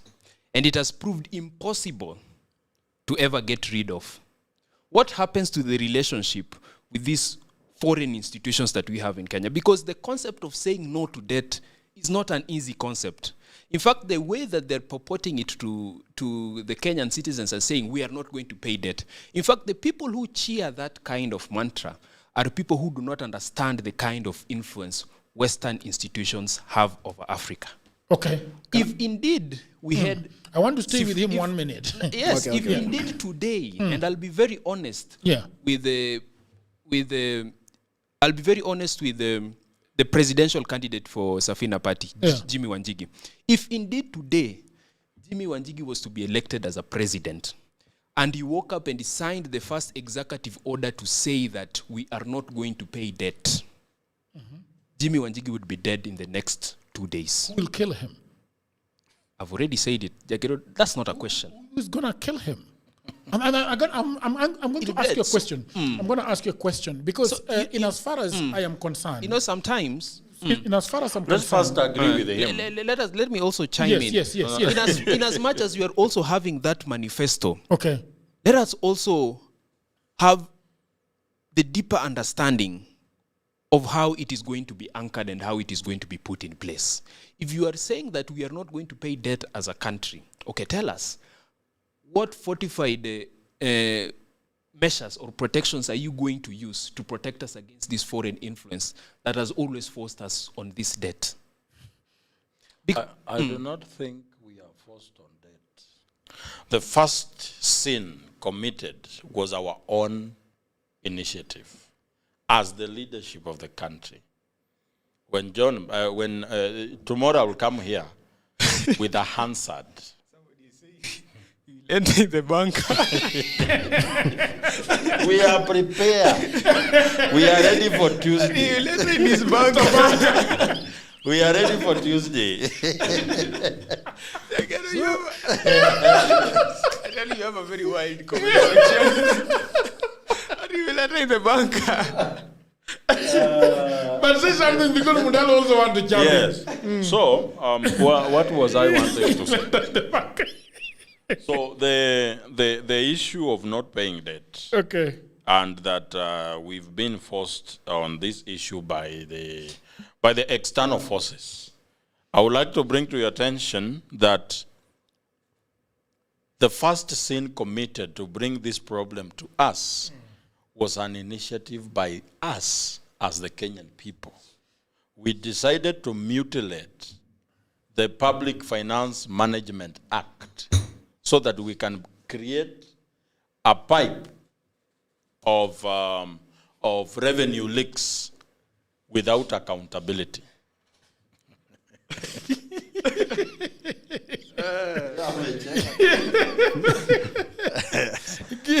Actually, that comment caught me off guard. You didn't know we have a bank. So we will just Ruto alitafuta yeye hapo alipotea siku 7. We'll just be He was being given food by ravens. We'll just be dealing with the debt while we are Go ahead. So, you see that the foreign influence only takes advantage of our own incompetence. And they take advantage of the ineptitude of the leadership in place to perpetuate their dominance and extraction.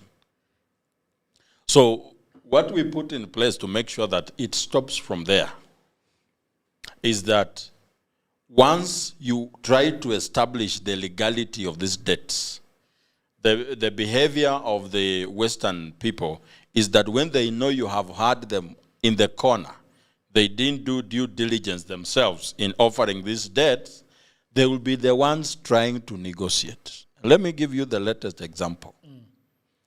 When we've been looking for compensation of the Mau Mau victims, the British knew they committed grievous crimes against our own people, against the Mau Mau. And we had overwhelming evidence that you people tortured our own people. They had to negotiate and say, don't go forward with this case in the media. We can finish it down here. And compensation actually happened. So in this case, even as we talk about the dangers of getting rid of these colonial manacles from it, you realize that that is the only way out of this danger. Because you try to be clever with it, you can't make it. Because even with the dangers that you are highlighting, it is the only hard way, and it is the only way.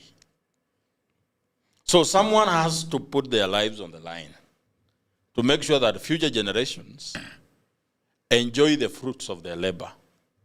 Because the biggest question we are having is that why are we working so hard as Kenyans, but we do not see the fruits of our labor?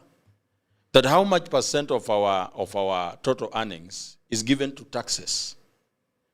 compared to other countries that are giving the same percentage of taxes to government, what do they get and what do we get?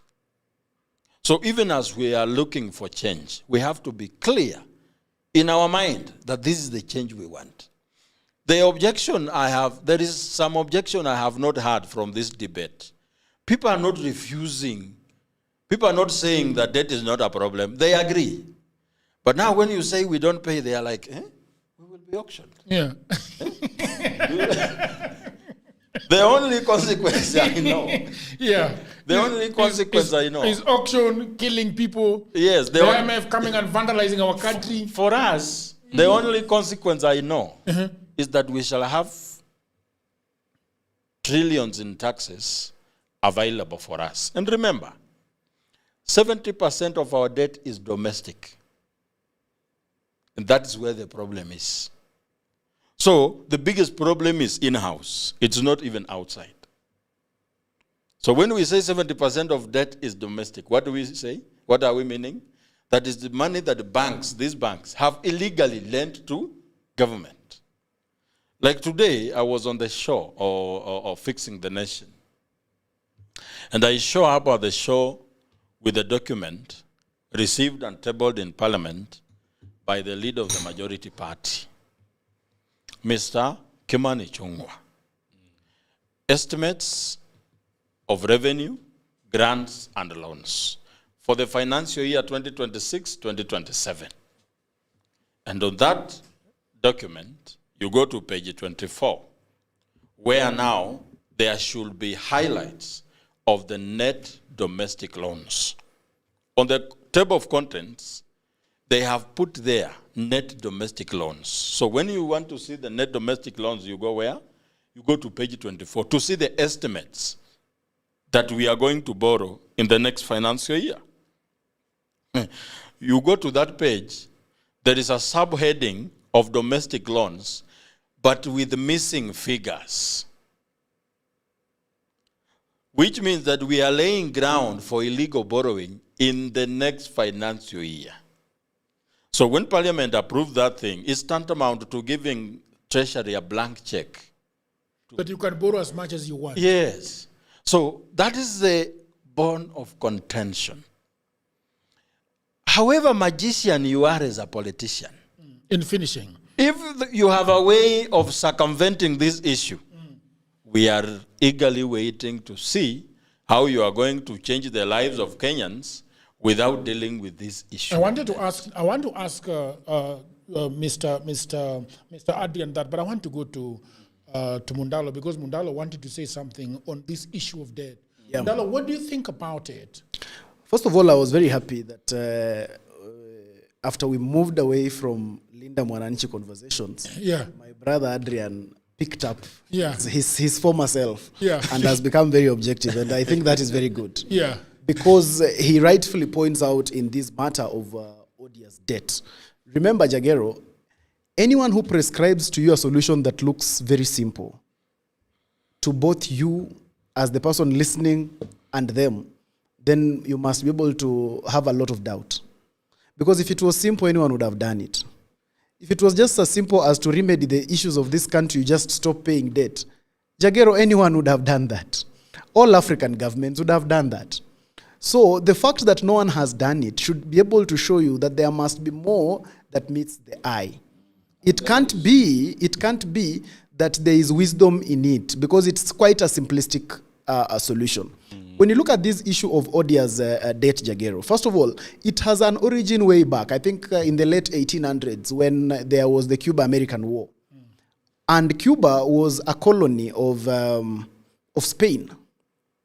And at the independence of Cuba, and America really helped Cuba in fighting this war, there was a negotiation to say, you know what, the debt that Spain had taken on behalf of Cuba when Cuba was a colony should not be incurred by Cuba. It should go back to Spain, who were the colonizers.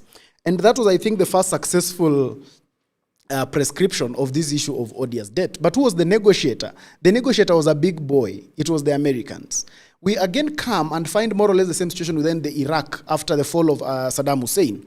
And after the fall of Saddam Hussein, the debt that he had incurred, there is international consensus that, you know what, let not all this debt be lumped on Iraq. Because remember, at that time, Saddam had been put out more or less as a terrorist that everyone should be fighting against. And so there was an element of that.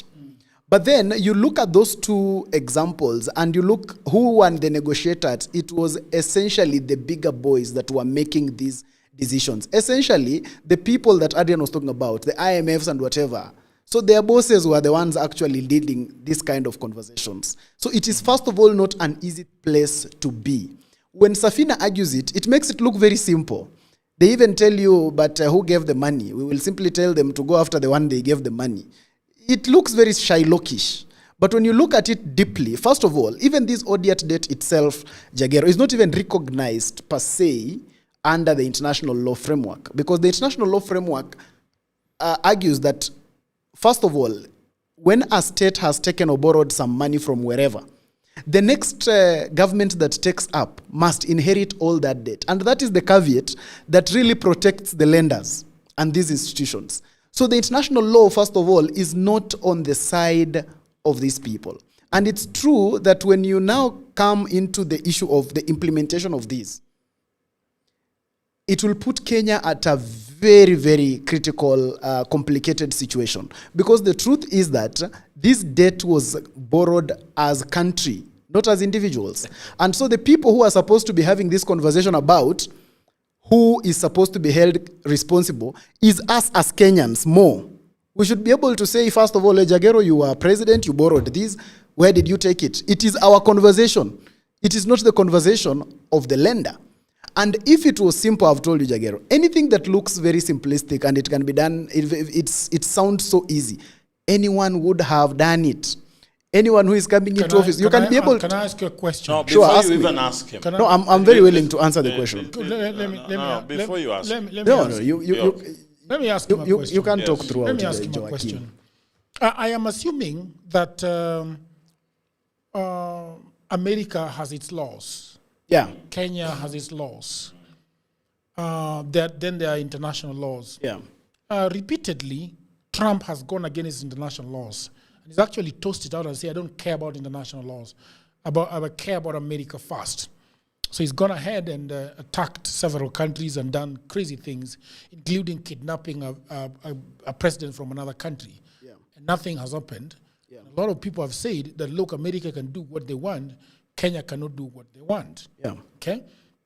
And I imagine that even in the financial sector, whether it is IMF, they sort of agree that countries have their own laws. Yeah.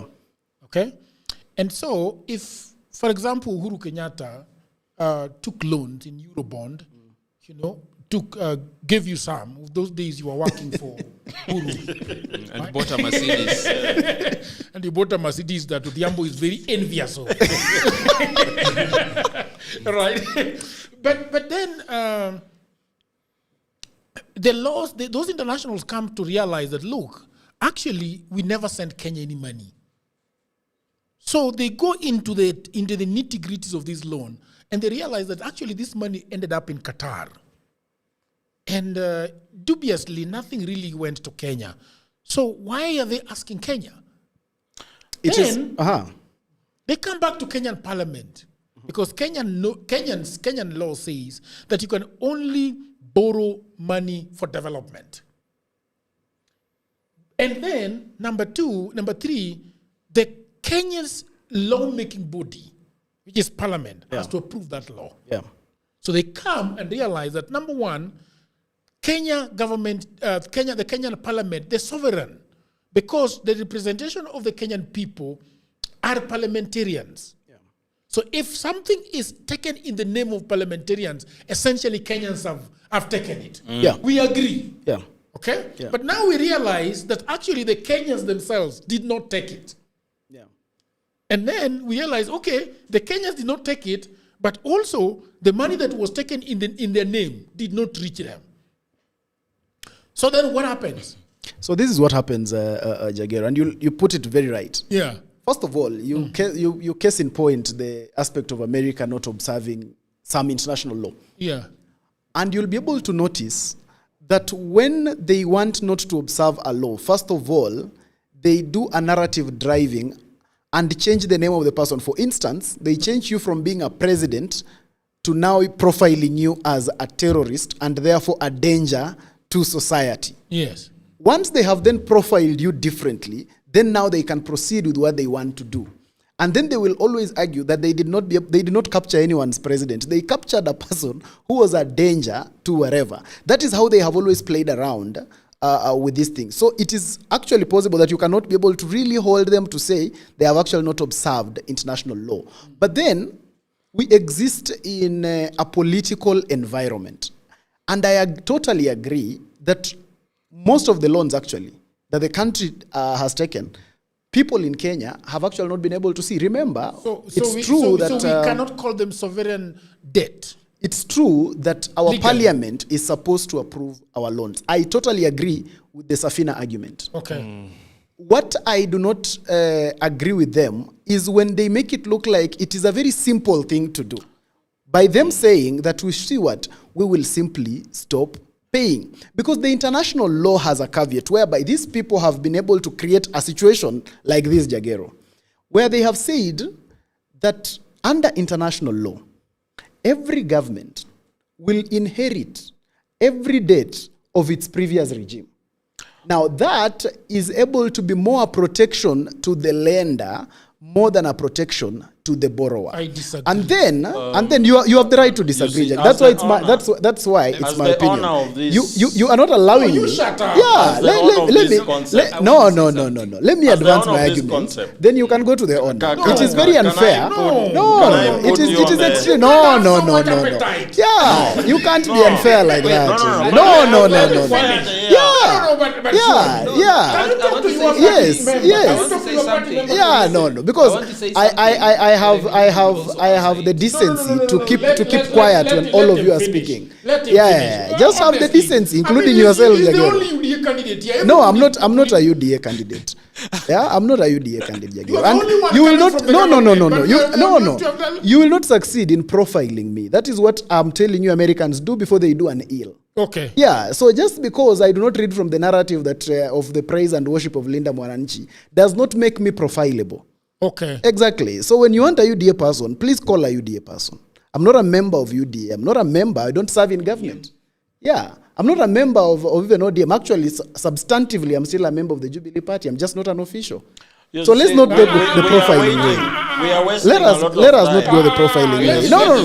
No. You see, you essentially want to answer this guy. So he has to finish. And he has no right to say I'm speaking nothing. Okay. Because first of all, Safina Party in itself is recognizable. You are the one giving them airtime here for Kenyans to know that they were having a meeting in Mombasa. So the SG cannot purport to be saying that people are speaking nothing. If anything, yes. If anything, they should be able. Yeah. You can't come with that kind of analogy here. No. Why don't you apologize to him? Yes. So why should I apologize for him saying that he's a substantive member of Jubilee? Then what? No, but you see. No, but I think saying that somebody Yes. you are No, that part is of a your sweet nothing Yes. I responded to. No. Not the other one. Oh, okay. Yes. No, the other it's ones, That is fair. It is not fair. The other ones I will respond there to is them. nothing about what I'm saying that is nothing. You can only disagree with my opinion. No, yes, But you can't yes, profile yes, opinion. yes, I don't say- profile anyone's opinion. Okay. So I do not give anyone the leg room Okay. to think that they can have a higher standard of opinion. You Yeah, can be but able to Mundalo- prescribe No, your you Safina thing see, together. we are not going to sit here and be lectured by a person who contributed to these odious debt issues. His party leader is an author and choreographer of the odious debt. Yes. And you see, And he's sitting here Lecturing us. on a moral high ground, telling us how he's a substantive member Yes. of a party that put us into an abyss that we are trying can to I now get proceed? out of. Can I now No, proceed? You will not proceed. I will if proceed because interject. your party leader is part No, of the no, problem no, of this no, no, country. no. The odious debt that we are talking about, part of the people who ate from that money is Jimmy Wanjigi. I would like You for him you cannot be able. substantiate These that are the my party contractors. leader These are the ate from the contractors. odious debt. Has he substantiated how I ate from it? No, So no, we no, will no. be able No, to you have the didn't ask opinion for me here. to Because you see, substantiate. Jagero, when we choose not to observe No. any ethics in this argument, we can go and discuss nothing. But I told him to apologize? And he Why should I hasn't. apologize to an odious dead choreograph? And how do I apologize to a person whose party leader is part of the problem of this country? No, you explain. can't be. You can't Explain. be. You My can't party be. leader has never been an MCA. You can't not be. a member of parliament. Which is more of the not a problem. president, Which is more of the not problem. anything. So you want to take internship at the presidency level and Yes. take internship with the lives of Kenyans. It But I cannot be think- like but that, Ndalo, Jagero. be respectful. No, but they must be respectful, Jagero. respectful The person who To dropped you. No, the respectful. person the person He who wants me dropped to be respectful. the person who dropped No. respect was them. Jagero. I am always very respectful, Let Jagero. me- I did not I'm interject asking anytime for this only 1 minute. because you see, What is your appetite? No, You- we are And- losing the debate. and Okay. and There it's is something because important it he is said. because Okay. no, we will And not he go doesn't there. want me to talk about it. I will Which one is finish it? my argument Now, and have then you you will given me a respond. permission to No, speak? no, No, I will finish my He has argument. refused. And if I do No, not finish why my should he argument, refuse? nobody is No, going to no, speak no, because because you we were can't. silent when you were Yeah, talking. we can't I have proceed. kept silent No, here no, for no, a few minutes. We can't proceed So on he that thinks tangent. it's an No, outlet no, for no, He was no. a everybody. FINA party Yeah, member. but- You can't proceed If on I'm a not being tangent given of disrespect. 1 minute before We you are not going to proceed, give you any 1 then we minute. better It's shout not going the to be end of there. this It is podcast. fine. It is fine. We can do see, that. Joachim, you are Because, heckling. yeah, we can do that. Because it can't be. In how long are you finishing? It can't be. In No, how no, long are you no. finishing? No. That is still. The truth is, Jagero, Yeah. it can't be that when Can you Joachim second wants. Joachim's mic? When he wants to speak, all of us must shut up and listen You to him. cannot shut down You my can be mic. able to start a Safina Okay, podcast. go ahead. Yeah. Yes, go ahead. You see, Good. these Yes. people- Now, I was essentially telling you. Bwana, Joachim, you know, you guys are people who are, you are people who are honorable as a party, and you claim that others are not honorable. No. Have I said others are not honorable? So let him finish. Okay, Yeah, let yeah, him yeah. finish. Okay. Because the argument has to have substance and we must have decorum. Yes, I agree. Yeah. I am so disappointed with Mr. Yeah, Adrian. yeah, because- He's No, clearly quiet. No, Adrian is innocent. He's not No, a he's moderator. not. You should poke his fellow guy and tell him to behave. He's not Also, his when fellow. it comes to He's Jimmy not. Wanjigi, He's not. He's. I'm also reserved. Yeah, okay? because you see- we are also trying. Okay, to let's collaborate on a lot let's of go issues. on. Yeah, Let's go because on. it will cascade down to arguments like people arguing why you should be a billionaire whose industry is not known. But what I'm trying to say is to stay objective on the subject of odious debt. And what I'm saying is that it is not untrue that we have debt that has not benefited this country. It is not also untrue. Hii ni jikoni ama It is it is not also untrue that we have things that have been done that have been wrong. But what I'm saying is that presenting to Kenyans things that look very simplistic, it should be able to beg the question in Kenyans' minds to know that you should dig deeper. Because anyone would essentially have been able to do it. And what you are saying you disagree with me is what I'm telling you is international law. It's not my opinion. Is that international law has been able to more or less protect the lender more than it protects the one borrowing. And if it was not the case, Jagero, all countries in the world actually have a problem with their debt. All of them. If it was simple, all of them would have just be waking up and saying we are not paying. And that's why that concept of odious debt, if you check very well, it has no legal backing per se. It is as phenomenal, yes, but what is the element of legal backing behind it?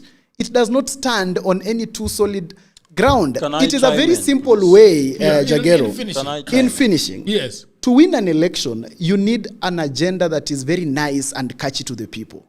One of the catchiest agendas to tell the people is that we will not pay debt. You must ask yourself, how come nobody has ever used it? So it is not, whereas I don't disagree that they might achieve in what they want to do, but we must also face it in its reality. That is not one of the easiest things. And I've only seen it in, I think, the only thing I know of, I've talked about Cuba and Iran. Yeah. I don't know of any other Can country. you allow me to ask Mundalo one question? No. You see, people are just talking about international law. Which article, which section, we don't know. We can. Now let me We bring can I him give home. you? No. Let me finish. So the Let me problem is bring- that you didn't give the Let time. me bring them home.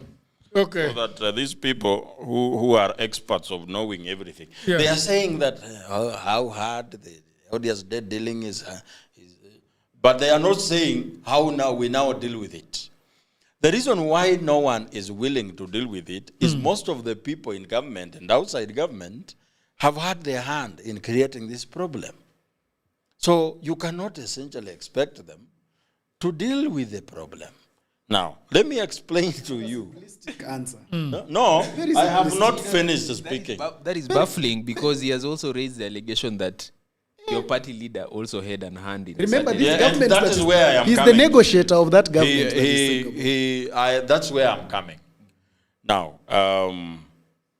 the first Eurobond that created chaos was in July 2014. Actually, July 15th. When you check those dates, my party leader had already fallen out with Uhuru Kenyatta. And shortly from there, his house was raided by the Uhuru Kenyatta regime. So I do not know how he started benefiting from the odious debt issue. We have always been categorical that the genesis of this problem was the amendment of the Public Finance Management Act by an amendment bill proposed by Aden Duale and seconded by the minority leader of the time, John Mbadi. That's where we get the first problem. Now, people who are telling us that now, I have seen some comment here, that you see, when the debt has the seal of the Attorney General, we have to pay. What constitutes sovereignty and concurrence of the people to any borrowing is not the AG's seal. It is the approval by Parliament that vote head actually went to the amount of money borrowed. When we are contesting the odiousness of our debt, we do not use first international law. We use our laws. That in this country, debts are only borrowed for two reasons. For one reason, development. That's box number one we have to tick. Box number two is that it must come in our own bank account, which is our consolidated fund. Point number three is that Parliament, who are representatives of the people, are the one to give consent that now we are borrowing this. I have talked about the document tabled in Parliament by John Mbadi, which has no domestic borrowing estimates. So whatever we are going to borrow in the next financial year will all be legal. So we will first use our document. Everywhere in the world, there is a concept of due diligence in lending. Any money lending body must do due diligence. That when you are lending to Jagero, and someone has said that I come from political headache, we are looking for a loan of 50 million, the bank has the duty to establish that this loan is actually going to political headache. And the person to pay is Jagero, because in this agreement, this is his signature. So at the end of the day, you are obliged to pay. What we are saying is that in our books of accounts, so odious debt means that in our books, we do not have those debts. It was not sent to our account. None of us approved it, and it did nothing in the country. So that is the thing we present. The question as to why no one else has ever done it is because everyone else who should have done it has a hand in this creation of the problem. And let me tell you why no one has ever dreamed of dealing with this issue of odious debt. Let's assume Uhuru Kenyatta was the one to deal with it. Amendment of the Public Finance Management Act was done by a person who was a majority leader in his government. The thing was vehemently supported by the deputy president of that time. The person called Bernard Mwiruri, who was the accountant general of government at the time, had questions to answer, who is still working at the National Treasury. The PS of finance at the time of this issue is now the central bank governor, Mr. Kamau Thuge. The minister for finance at that time was Rotich. He's still alive. He's somewhere eating the remnants of what he's left with. So when we are saying, what are the consequences of us not paying debt? The consequences, we have told Kenyans time without number, that the money we are using to pay debt will now be made available for other needs of the Kenyan people. So everyone who is against this issue of refusal or a suspension to pay debt before an audit is done is saying that it is dangerous to us. Okay. And let me tell you why it is dangerous. Finishing, because I want to ask him. I want to ask him a question. Let me ask this one. Yes. This is now out of curiosity. Now I want you to school me. Okay, now that you've talked about the concept of odious debt, right? That we also have our certain local laws that guide how we are supposed to be utilizing debt, using it for development, and a few other things. Okay, let's say that now you people have come up with a mechanism to audit it, and you have pointed to particular debt that you have taken, and it has now become odious. It was never used, it was never followed the due process. After you've ascertained, let's say, $10 billion,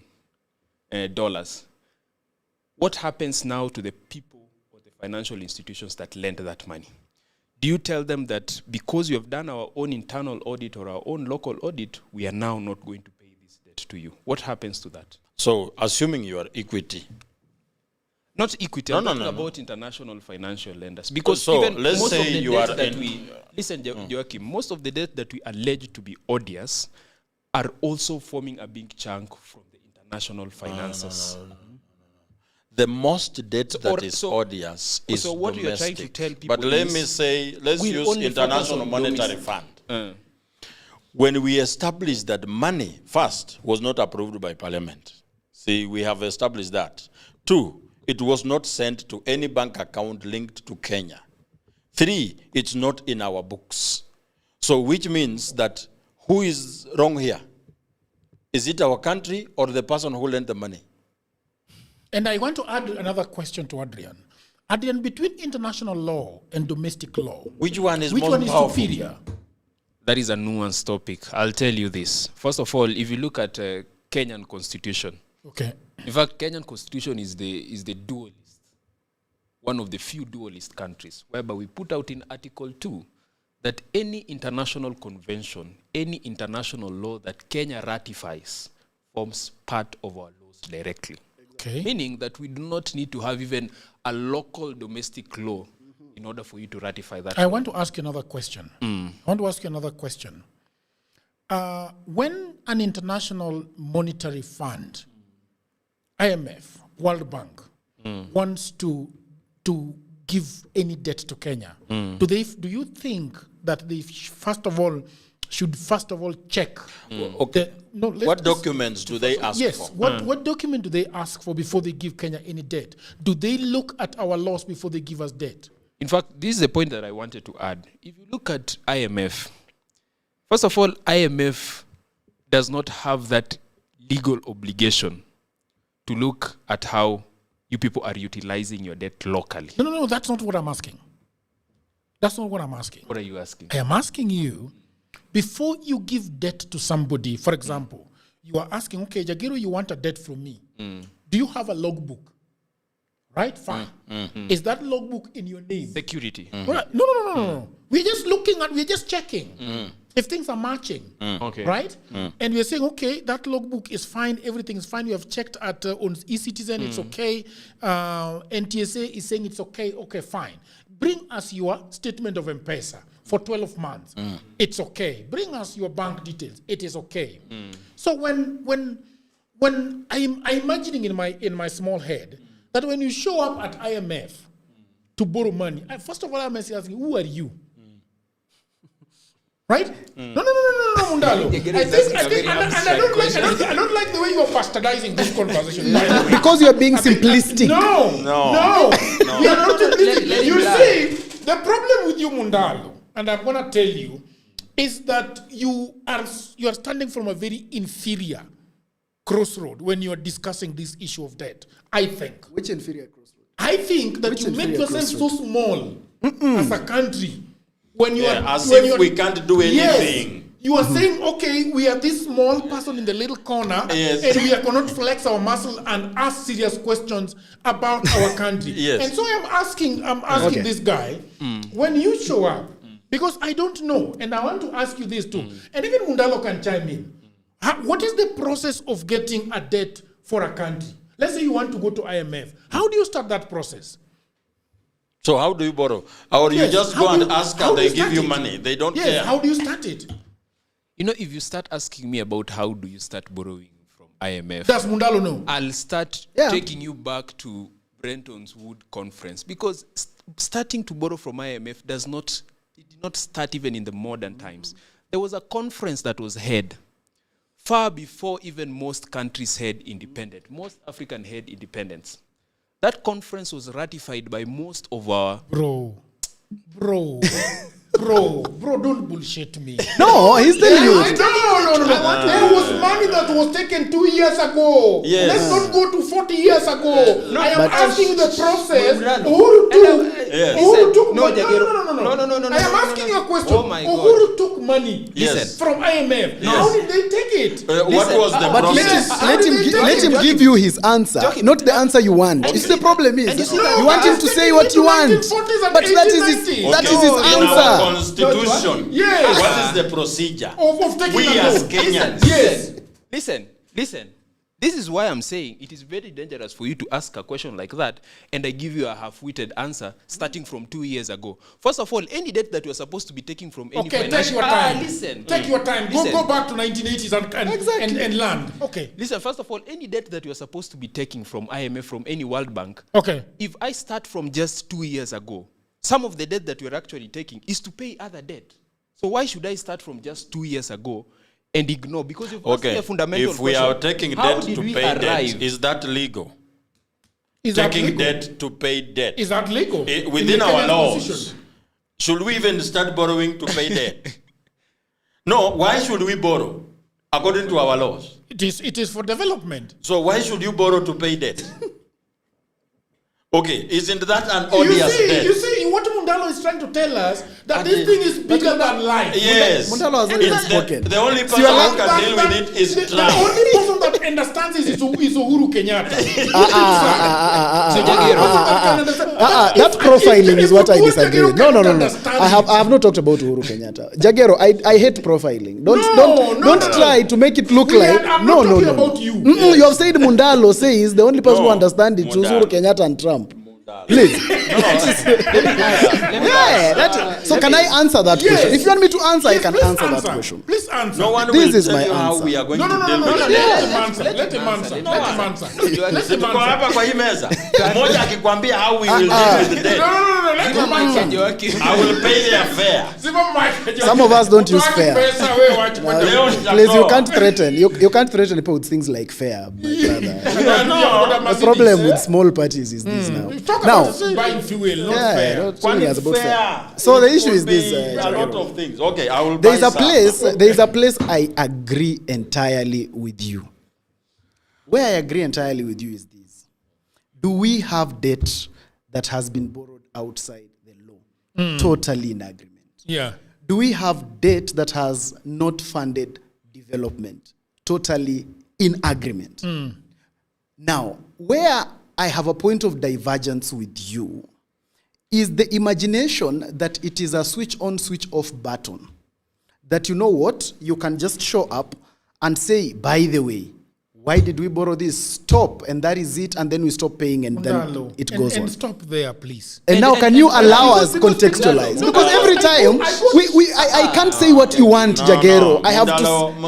Wants us to feel like we don't know what we are saying. I'm not saying you don't know. I'm not saying you don't know. You cannot infantilize. I want to give you. In fact, aside from that, I want to just. Jagero has asked a very important question, and I was also trying to tell them, and he cut me short. Yeah, He as always. How did we end up here? What is the process of you borrowing with IMF? But he wanted me to make an isolated answer to that. Just talk about 2 years and that ago. is the same place I'm coming to, because I'm still coming to where you are and saying this problem has been there for the longest time. It is not something that has started yesterday.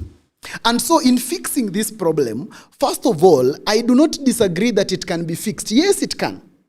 But because I'm a student of history, I must also be able to be a keen observer on what happened before so that it informs what happens in the future. It might not necessarily be 100%, but as a student of history, that is something that binds me. And that's why I'm saying I have looked at it before. I have looked at it now. And that I gave you 2 successful examples. Actually, I'm the only one who has successful examples. My argument is that it is quite a complex matter. That argument cannot be as simplistic as the way Safina argues that this is how they argue, Jagero. Can I finish? Can I finish? Because can I finish? Can I finish? Yes, he will say good. the same thing It is simply. It is simplicity. No, yes. Yes. How complex is it? Stop shouting. No, he will not tell you. Stop shouting. Okay. He will not tell There is you. no need to shout. No, why should you be sorry to someone who has failed to say what he should say? So can I just finish? The difference between you and me and Adrian is that both of us know that yes, it is a problem, but when you are describing how you are going to solve it, you cannot tell me that imagine Equity Bank. No, can you? Can I finish? Can I finish? No, not in so simplistic Can I manner. finish Yes. it? Because we are being simplistic. You are being simplistic. No. Tell us how we can You deal with are it. being simplistic. You can't argue. Yeah, I must finish. Tell us how we are going Yeah, to because the problem with them is that Tell us how when we you deal with this pinpoint, issue. we will tell you that we will. We will, Joachim. We will tell you. Joachim.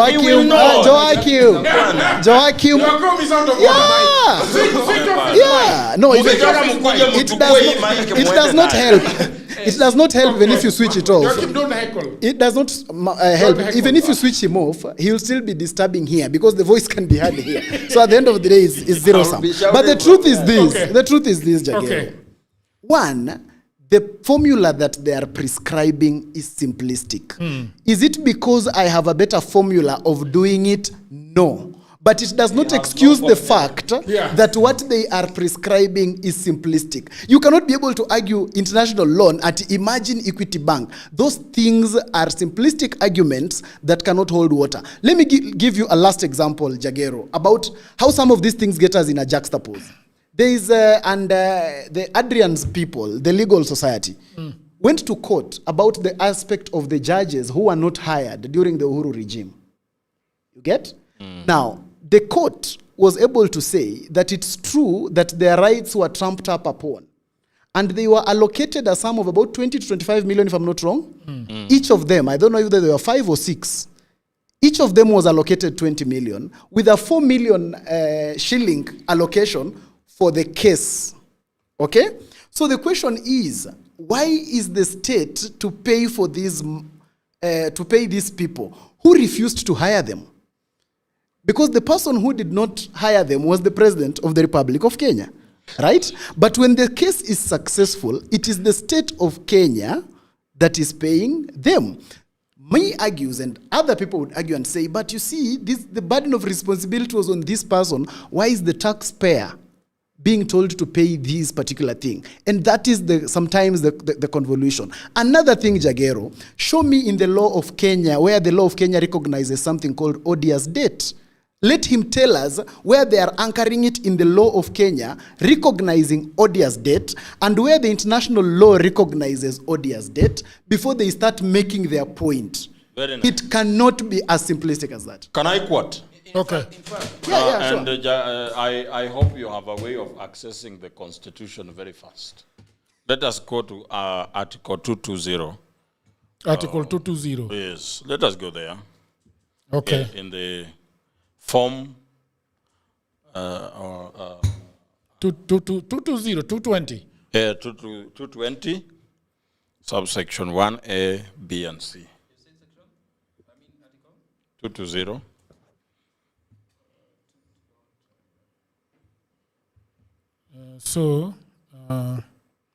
The Constitution of Kenya defines the form, content, and timing of national and county budgets. It falls under Chapter 12, Part 5, ensuring that public funds are planned and accounted for uniformly across both tiers of government.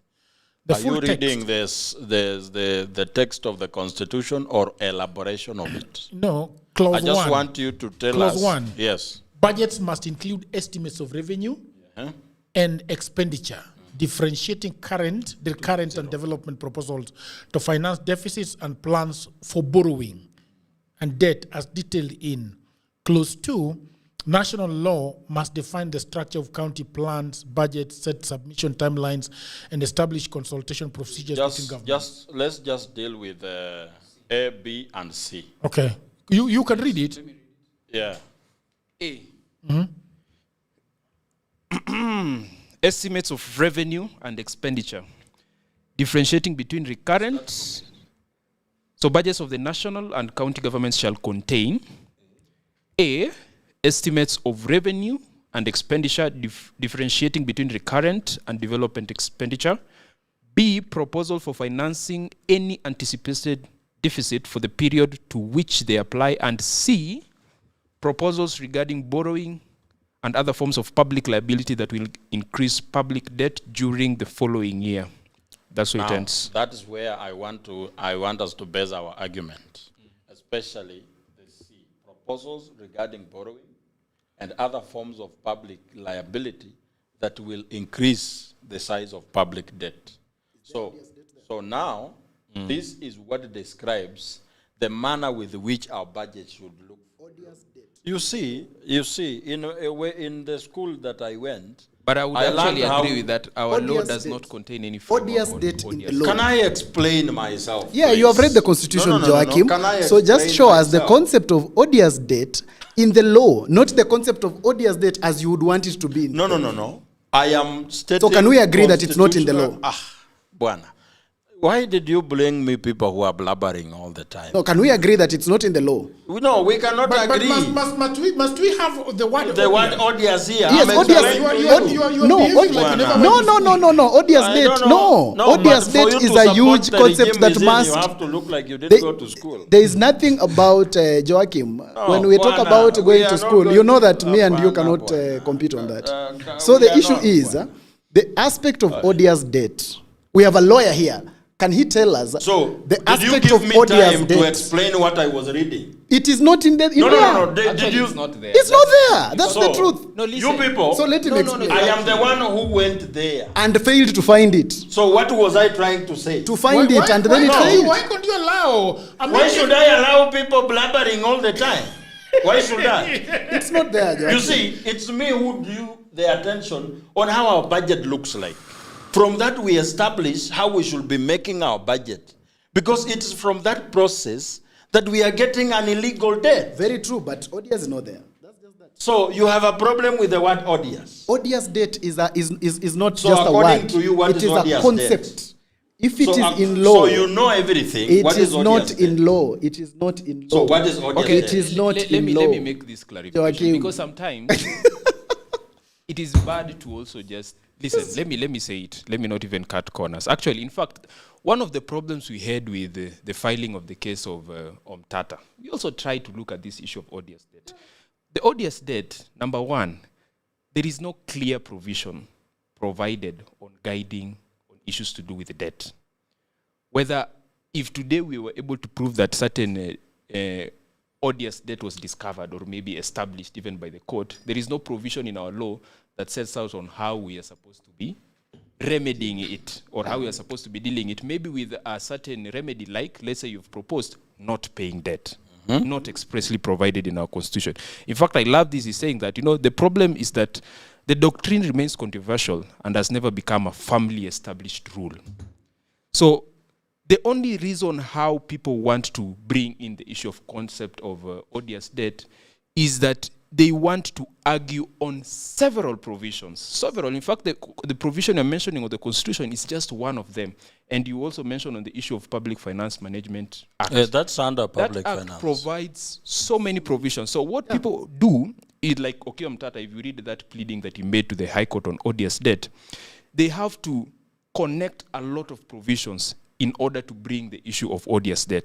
So even although the Constitution does not mention odious debt, several provisions create a standard. But the problem is, it creates a standard, but our courts have never even established, has never even decided, has never even had a precedence on how we are supposed to be handling odious debt. In fact, Okiya Mtata is the first person to file a case on issues to do with odious debt.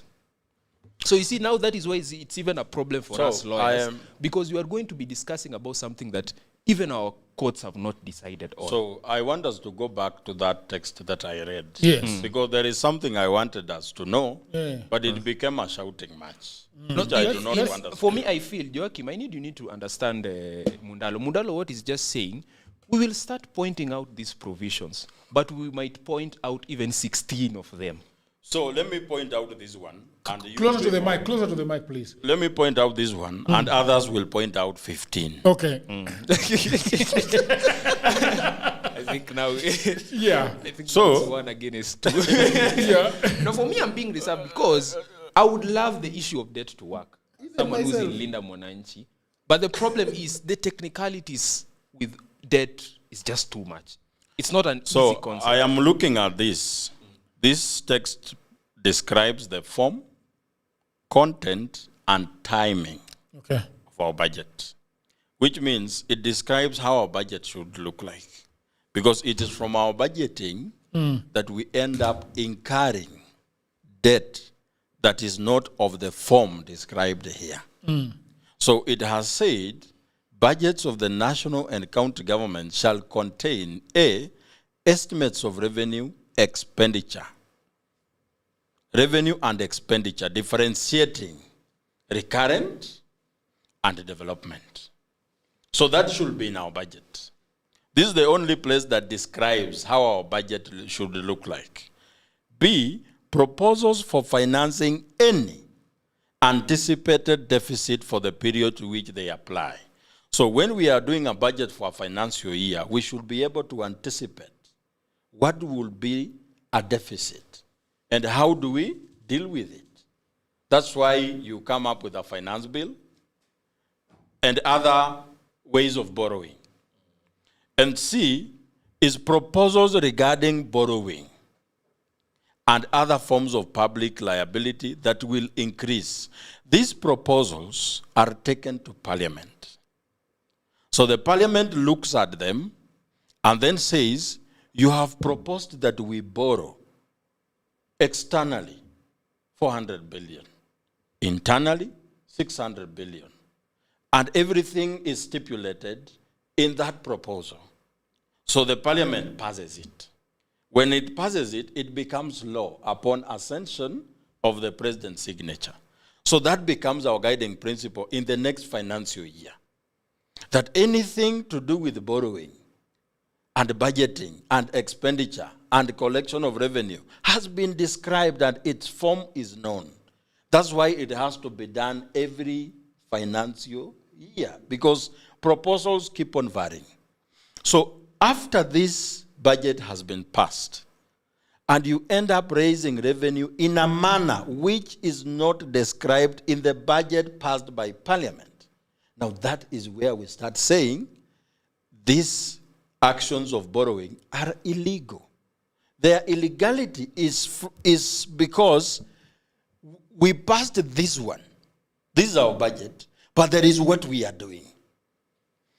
When you look at our budget, are you saying that any idea you have of borrowing, let's say 10 billion in a financial year, has to first of all pass through Parliament? Yes. So when you pass a certain document in Parliament, but then at the end of the day, at some juncture in the future, you decided to put some more money into the economy by way of lending, then that is null and void. You have to bring a revised estimate back to Parliament so that Parliament can still pass it. If you go ahead and borrow, and it does not come through our budget, because the Public Finance Management Act, it describes what is our debt as a country. Who do we owe? That it has to come through our banks. Our Parliament has to pass it. It has to be shown on the expenditure side of our budget what we are borrowing for. Because when you propose that we are going to borrow 960 billion, for example, we must see the same figure on the expenditure side of our budget. Okay. On development projects. You can't just propose borrowing of money without a corresponding item on the expenditure side showing how we borrowed and why we did borrow, for what. So our bone of contention is that we are not against borrowing. It's a way of raising revenue. But are you borrowing what was proposed and passed by Parliament? That's our biggest issue. So this is not rocket science. And there are concerted efforts by so many people for this thing not to be done. Because it is something that made them who they are. Yeah, there is something here. But there is something here that I want to also have looked at. I think I'm not getting something. It's clear. I love this law. In fact, everything. I just want Joachim is not just telling us one thing, and that's the question I asked before. Okay. After all this, okay, I'm not talking even about the new loans. Yeah. The old loans, because those form a fundamental part of trying to recover. But why are you insisting on old loans? No, I'm not loans? insisting. I'm just saying. Have we said we want to recover? No. Oh, so you guys don't want to recover? No. They're just particular loans that they're...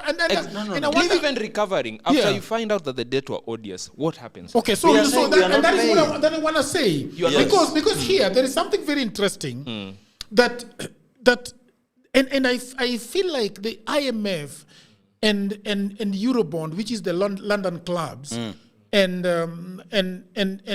World Bank are very cheeky. Because something is happening here, and I believe that the World Bank and the IMF have actually realized that some of the monies that African states are taking are actually illegal. And that is why this is what I'm getting from what is it called? There is a paper from Strathmore that was actually written on this, and there is also another interesting paper from Kiel Institute of World Economy. And it says here very clearly that most international bonds, such as Eurobonds issued by African nations or commercial loans, are signed under New York law and English law. If a dispute arises, it is settled in those foreign courts, which will most likely agree with the people giving the money if a dispute erupts, not the debtor's country courts. Something very interesting about that is that so when a dispute arises, okay, if a dispute over odious debt arises involving a Kenyan Eurobond or a commercial loan governed by New York or English law, the legal battle unfolds in a multi-step, cross-border tug of war. Both because because most of the time when Kenya is taking these loans, they waive their sovereign immunity. You understand, Adrian? Which is very interesting. Why are we waiving it? Because that's the standard of international borrowing. No. When the standard of international borrowing happens, even between you and an East African bank like Tuju, you cannot be bound by the laws of your own country. They have to choose a neutral party far away from your own sovereign country. The second point on waiving your own sovereign immunity is because you cannot still have your own sovereign immunity and still take... Can I ask you a question? Why is it that the people that are giving these monies do not want to deal with local laws? Because it's a neutral party. What is their suspicion? No, it is neutral to who? If IMF is giving us money, then America becomes neutral. That is not neutral to them. And that is why I say, just like Mundalo said, they must always have a justification. One thing to be very clear, they definitely want a justice system that favors them. That is true. Exactly. But what is the justification? The justification is that they're telling us that this is not a neutral ground for us to argue. If we're going to be bound by Kenyan law and I'm an international institution, no, we want a neutral party or a neutral It is not judicial. neutral. It is only neutral. It is only neutral. That is the position in law. If that's the case, that is the position in international law. If that's the case, I am an international money lender. Okay. And a country is coming to me to borrow. And they are telling me, according to our borrowing, these are our laws. What is so hard for me to comply with their law? just to establish that according to their law, they are compliant. Because they know that these African governments and these African leaders like Uhuru Kenyatta are not actually abiding by their local laws. And that is why they're actually writing a contract, and in the contract, they can only solve that issue if a dispute arises within New York law or English law. You understand? Because they have a feeling that is actually not illegal. South Africa in 1994, when they got their internal self-rule, there were loans that the apartheid regime had taken from the International Monetary Fund. The new government of Nelson Mandela contested those loans on a principle of odious debts, that the loans were not taken in the best interests of the South Africans. It was borrowed to cause oppression, and that the people of South Africa should not pay. The reason why... No, they did not pay. The reason why these people agree to such things... Okay, let's look at the South African law. No, look at that. Look at it.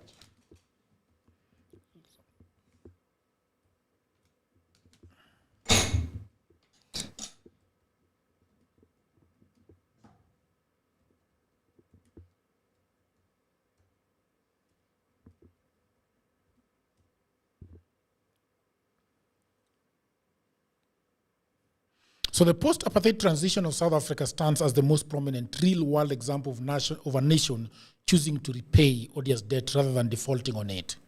When Nelson Mandela and the African National Congress, ANC, took power in 1994, they inherited a staggering $25 billion total debt burden amassed by the white minority apartheid regime. Even though this money was explicitly borrowed to finance the military, police state, and the racial repression of the black majority, the newly democratic government chose to honor and pay back every single cent. The legal arguments, political pressures, and economic consequences that drove South Africa's historic decision to provide critical lessons for current sovereign debt disputes across Africa. All right? So that is the civil society led by the Archbishop of Cape Town, Desmond Tutu, and the Apartheid Debt and Reparations Campaign argued that South Africa met all these three requirements of the international legal doctrine of odious debt. Okay, so there was the absence of content. The loans were taken by racist regime that excluded over 80% of the population from voting or governance. Absence of benefit, the funds, and this is actually what you guys say at Safina Party, that there was absence of benefit. The funds were used to buy weapons, expand police brutality, and fund regional proxy wars. I don't know what Uhuru was doing with the money. We will ask Mundalo, but Mundalo doesn't want to answer to. Creditor awareness, international privacy banks, and so on and so forth, lent through 1980s, okay? So, South Africa's Truth and Reconciliation Commission, TRC, formally backed this stance, concluding that international banks had propped up a crime against humanity and that the debt was illegitimate. Okay? So why Nelson Mandela and ANC choose to repay? Despite the clear moral right to declare the debt void, the post-apartheid regime deliberately choose to pay back the oppressors' loans due to severe structural and capital realities. Okay? Deliberately. But why? So they did. You're not getting it. Yes. They did not. They contested it as much as you're putting. And they met the standards. Can I finish? Yes. Can I finish? Finish, Bas. Okay. All right. I think they did not. They wanted to avoid. Yes, we are winding up now. Anyway, they wanted to avoid financial isolation. Global banks threatened to completely cut off future credit lines. They threatened, right? Yeah. Yes, because in fact that was the justification for Nelson Mandela. There was economic. They said that they wanted to protect the access to international financial institutions, and that is the first thing these international financial institutions does. If you refuse to pay debt, number one, sanctions. You do not access money with international financial lenders. You do not access certain markets when it's exporting, when it's a lot of things. So those are the things that happen when you refuse to pay debt. In fact, people like Nelson Mandela did not just wake up and say that, okay, now we've just chosen to agree. It is because these people also have a mechanism in place. But there is something also very interesting that forces that the domestic pension realities, 40% of the inherited debt was owed to domestic lenders, 70% to ours. So they decided to pay back the money to their own companies, which were actually local. That contestation among African countries has not just happened with South Africa. And I think the difference is that you think that myself and Adrian think we must pay debt. We agree that it would be a good thing not to, but we are looking at the realities. 12 actually, in Africa alone, I think 12 countries, if I'm not wrong, 12 or 13 countries have tried to do that contestation of saying, you know what, this debt was actually odious. But none of them has successfully been able to actually fail to pay. And that's why the example that Joachim himself brings of South Africa, you read it yourself and you confirm that they actually paid. I have given you 2 examples of where that actually happened, about that odious debt, about the people who actually failed to pay, and the circumstances that surrounded that reality. And that is the reality that we exist in. It is not me saying, it is the reality. The problem is sometimes when you don't agree with the reality, you hate the person carrying the message. The issue is, and then remember, Jagero, we are a highly litigious country as Kenya. Highly litigious. So one of the things that is very hard to do in Kenya is circumvent fully the law. What happens is that provisions of parliament are always created to create an environment whereby something that might not necessarily be the right thing to do then looks right. Otherwise, Kenya is extremely litigious, and there is almost no way you can just say that the law is circumvented in its entirety. Someone will always go to court in Kenya. We are not one of these other African countries. And where international law sometimes puts us in a bad shape. Look at, for instance, Jagero, the Tuju situation, and probably the lawyer would make it better understood. The law executing this is not Kenyan. It's foreign. It comes from outside and then it's here. And then you must just execute it here, and you cannot be able to challenge it. You can't challenge it here. And yet the decision has not come from within, it has come from without. You look at the case with SportPesa and what was happening within the challenges of the SportPesa and the case around it. And that case was decided in outside jurisdiction under international law. Now, when it comes here and someone tries to go to court here, they say, no, that cannot be challenged. So those are the realities that we're talking about. And that's what I'm saying. When it comes to the solutions of our country, any solution that looks simplistic, you must be able to dig deeper. Because if it was as easy as it sounds, then anyone would have actually done it. Because everyone would have wanted somebody is also saying that governments are elected and empowered by the electorate to transact business, including taking loans on their behalf. Therefore, failure to follow local laws is irrelevant to the lenders. In fact, the lenders actually create international law. Nigeria, 2005, Nigeria successfully argued that its unserviceable debt load was stifling its development. After extensive negotiations, it secured a historic deal with the Paris Club. What was can you look at Mozambique? What was about their tuna bond? In fact, as you're looking for it, let me tell you a hard reality about people like IMF and World Bank. First of all, IMF intention and World Bank intention is for these leaders to misuse. It's to stifle Africa. The survival of IMF and World Bank is to make sure that that money is not utilized in the highest sense for it to be able to repay itself. IMF does not want to give you $10 billion, then you build a high system rail that is able to pay its own debt within 5 years, then you're done with the debt. No. IMF survives on the fact that they know, then they understand that they're going to lend this $10 billion to Ruto, and it is going to eat about 70% or another person, and they are going to come back and borrow, and it is going to stagnate that country. So IMF always makes sure, that is why they tolerate this president.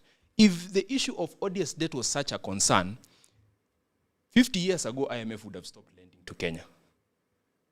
And just like you've asked me the question, what is the process of debt? Like, does IMF understand that this person has this identification and everything?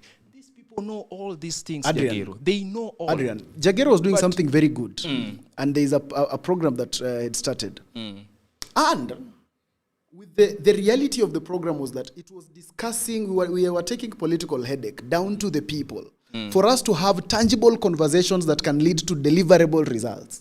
Myself and him and Odhiambo tried to reach out for most of these people who fund institutions and fund such kind of things to be able to put some money in that. Yes. And we were able to face serious bottlenecks. And what was the reason? And I had told Jagero before we started that we are not going to succeed. And the reason we are not going to succeed is because we are doing a real thing. Exactly. Because it is a real thing that has real impact that will cause real transformation. And you know some of these people just want to fund things that are not necessary. They are not very progressive. That's why under political I went parties. to some conference. Yeah. And I had been told. You told me that story. I had been told they will fund a campaign of how young people can get into political parties. Yes. So I went to some conference in a very expensive hotel. Yeah. I sat there the whole day and I was wondering, why did I even come here? Like you can just feel the conversation. And it's true. I've also attended an IMF conference. And let me tell you, they never discuss anything that is quite substantive to helping Africans. If they sit down, they want to discuss about structural adjustment programs.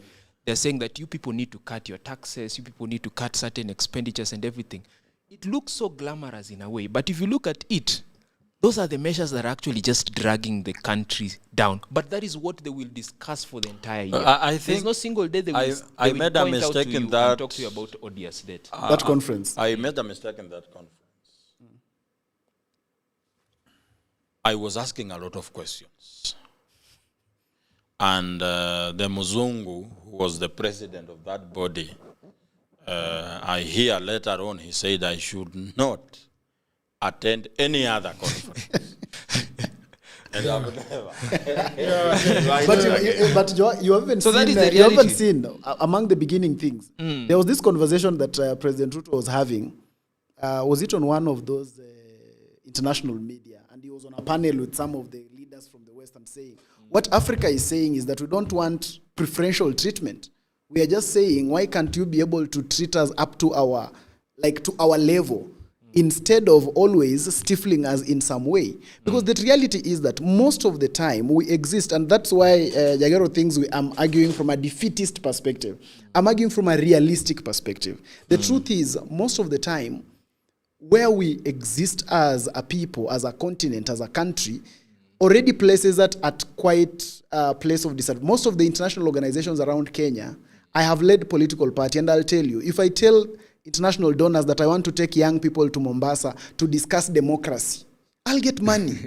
I'll get money to do that. To take people, I'll take them to Pride Inn, and I've done that severally. You'll take them outside there. If this SG does that, they'll get money to do that. But if he says he has identified 10 young people that can run for office and win, and they will be able to cause the following transformation in the Kenyan parliament, that is where the rubber will always meet the road. I think we need to look at IMF like a tool. Let's look at these things. I liken this debate like banks. to, I'm imagining, this is 1924, just 4 years after colonialism has set up in Kenya. And Harry Thuku is sharing an idea of how to liberate themselves from Mzungu. I think the people who are listening to Harry Thuku at that time thought Harry Thuku is insane. Because how are you going to fight a man with a gun and you have a stick? How are you going to make it to entangle yourself from this matrix? So Harry Thuku goes ahead and forms the first political organization, the Kikuyu Central Association. At that time, it must have looked like a far-fetched, how do we call it, concept that will never succeed. Because who are we fighting against? Mtu amejenga meli, an African's imagination of crossing the ocean on a wooden thing would have been, I'm imagining that kind of thought. So I liken it today to this neo-colonialism of extracting the taxes of the African people by lending to them in a manner that we know they will never repay, in a manner that we know it's illegal, but we still force them to pay. In this case, all we are doing as a country and what we must do is to absolve ourselves of the obligation to bear the burden of debt. If we do not do it, and my friend Mundalo said that we will be put in a very hard situation, we are already there, Mundalo. We are already in a very hard situation. Because if out of the 10 shillings, the 100 shillings that you give government, 90 shillings goes to payment of debt, then I wonder which other difficult situation we are in. So this demands that we must wriggle ourselves out of this corner. So the choice of confrontation of the odious debt is not because it's easy. It's not because it feels nice to deal with it. We are going against superpowers and highly wealthy people who are determined dragons to continue oppressing us. So we have only two choices. Either to choose being oppressed and say there is nothing we can do, or fight back by saying whatever you are saying does not happen. And this is just to borrow a leaf. I was even listening to... In finishing. In finishing. Because we have to wrap up now. Yes. I was in... This is 2009. I was listening to Baba's speech, Raila Odinga, at the JF School of Government, talking about how loans and grants have made Africa poor instead of making Africa a developed continent. And as a country, we are still depending on loans and grants that we say we are going to do development, but we end up doing nothing. You can imagine that out of the budget of 4.8 trillion, our development budget in the coming financial year is 700 billion. So 4.1 trillion goes to what? And out of the 700 billion we have for development, we cannot raise half of it with our own money. Yeah, and one more question. A lot of people are asking you, by the way, that if Kina Joaquim knows who took this money, why can't you go get it from these people? Why are you just saying we are not paying the lender? Why can't you get it from Uhuru? Uhuru is building. Or why can't they recover it? No. Now, let me tell you what happens. Why don't you go and auction all his properties in Northlands? So if we need the support of the people to go against these people. You need the support of the people telling you, Adrian, you are president, arrest Jagero is the one who took the money. Why do you need me to tell you? You took over government. You need support of the people. How are you going to get the government is supported by three things. 3 pillars. You need money, which is taxes. You need guns, which is police, and people. Once you take the people out of the equation, you become an unstable government. William Ruto is struggling today because he has to pay people to show him they love him. So for us to attain this, if we are But when you go and see that we are not paying and the whole entire government is collapsing in your face, the same people you are trying to protect are going to turn against you. The same thing you are saying. No. And plus, Jagero, which one is easier? Yeah. If it is hard to deal, if they are admitting that, wait a minute, for us to deal with these people, it is tough. They are already admitting that it's tough, but they are saying they can deal with the lender. Who has more power between the person and the lender? Somebody's actually, Mundalo, somebody's saying here, I want to see who it is, that if you cannot deal with the people, I want to paraphrase, that if you cannot deal with the people that have taken your money and have pocketed it, how can you deal with a more powerful lender? Exactly. Yeah, here it is. Ask for me, Joaquim. They fear going against those they claim stole the money, but they think they can defy a more powerful lender. There is no fear. In fact, for me, I thought Joaquim used to sell the idea that we are going to recover this money. There is no fear. Because it's hard, but it's easy. Let me tell you, there is no fear. And I remember asking my party leader this question. And he said, if that is what people want, we will do exactly Are you going to that. do a referendum? What do you need a referendum to? Because you need to know what people want. How do you going to... No. Once For you take now, how over did we government, know that this Jagero, person wants us to go against who? once you take over government, the people will have given you the instruments for you to be able to govern. And that's why he is able to say that when we are now going for the lenders, he is using the mandate that the people have already given him. Yes. So how come when you want to go for the people, again, you are saying you need the people, but the people have already elected you. Yes. They will have elected you on this mandate. So are you going to do a referendum? So the truth is that, Jagero, this What thing, referendum? it is Actually, what the rubber meets the road.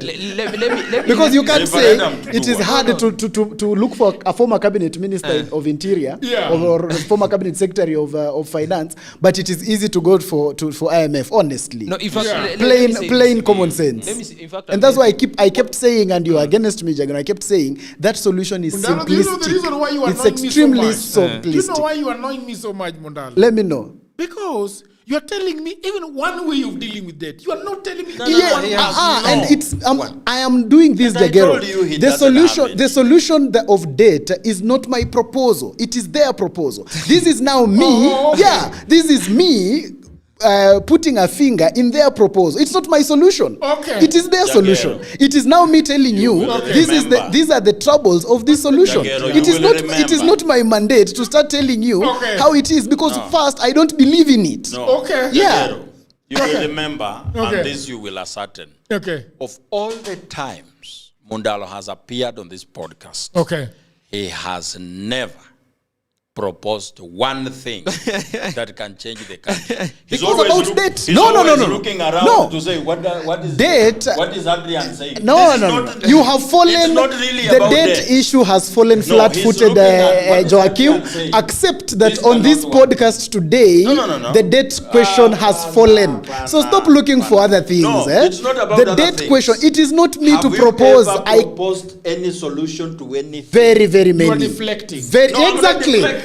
I have I'm not done deflecting. Joachim. He The debt cannot thing that you have propose moved anything. around the country with has always been fancy because we have not interrogated it. We have done it on the first show here, and it has fallen flat-footed. The reason why it has always been Mundalo has fancy. been here talking about how the government should Yeah. communicate to its own people. Yeah. No, that's not So a problem. the issue That's is- not- we have no problem of communication, Monanani Jagero. These- No one has failed going to school because the Debt government is not has communicating. debt fallen today, You see? Jagero. The No debt one is conversation failing to by give- Safina Party does not make sense. No, it So does these are not make sense deflections. to people who don't These are believe in it. these are now Yeah, I feel deflections. like- These are the deflections. idea- These even are the idea deflections. of God These does are not make deflections. sense to people who End don't of this believe in show. it. These are now deflections. This He's guy now is trying. shouting here. You see, This I told you, man. I told you, Jagero. I have no boss to People report of the to. internet, The we gentleman want has to to report say- to a boss who now knows that the debt conversation has Switch the fallen. camera to me now. Switch the camera to me. Great people of the internet, it has been a very fruitful session here today. Jagero is overwhelmed by the two guests that are here tonight. He cannot even end his own podcast. So Adrian Oluoch, I take this opportunity to say this show is closed. And we don't want any other additional points, not even from Jagero. Not even Goodbye, a guys. phone call. Today we are People retired. of the internet, thank you very much. Until another episode. Bye for now.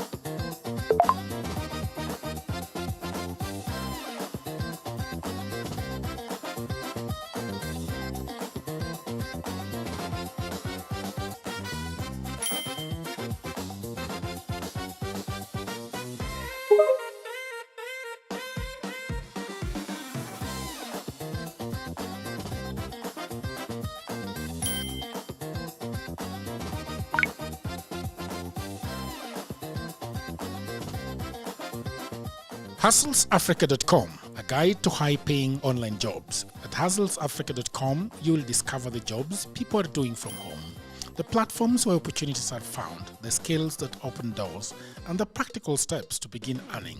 Go to HustlesAfrica.com today.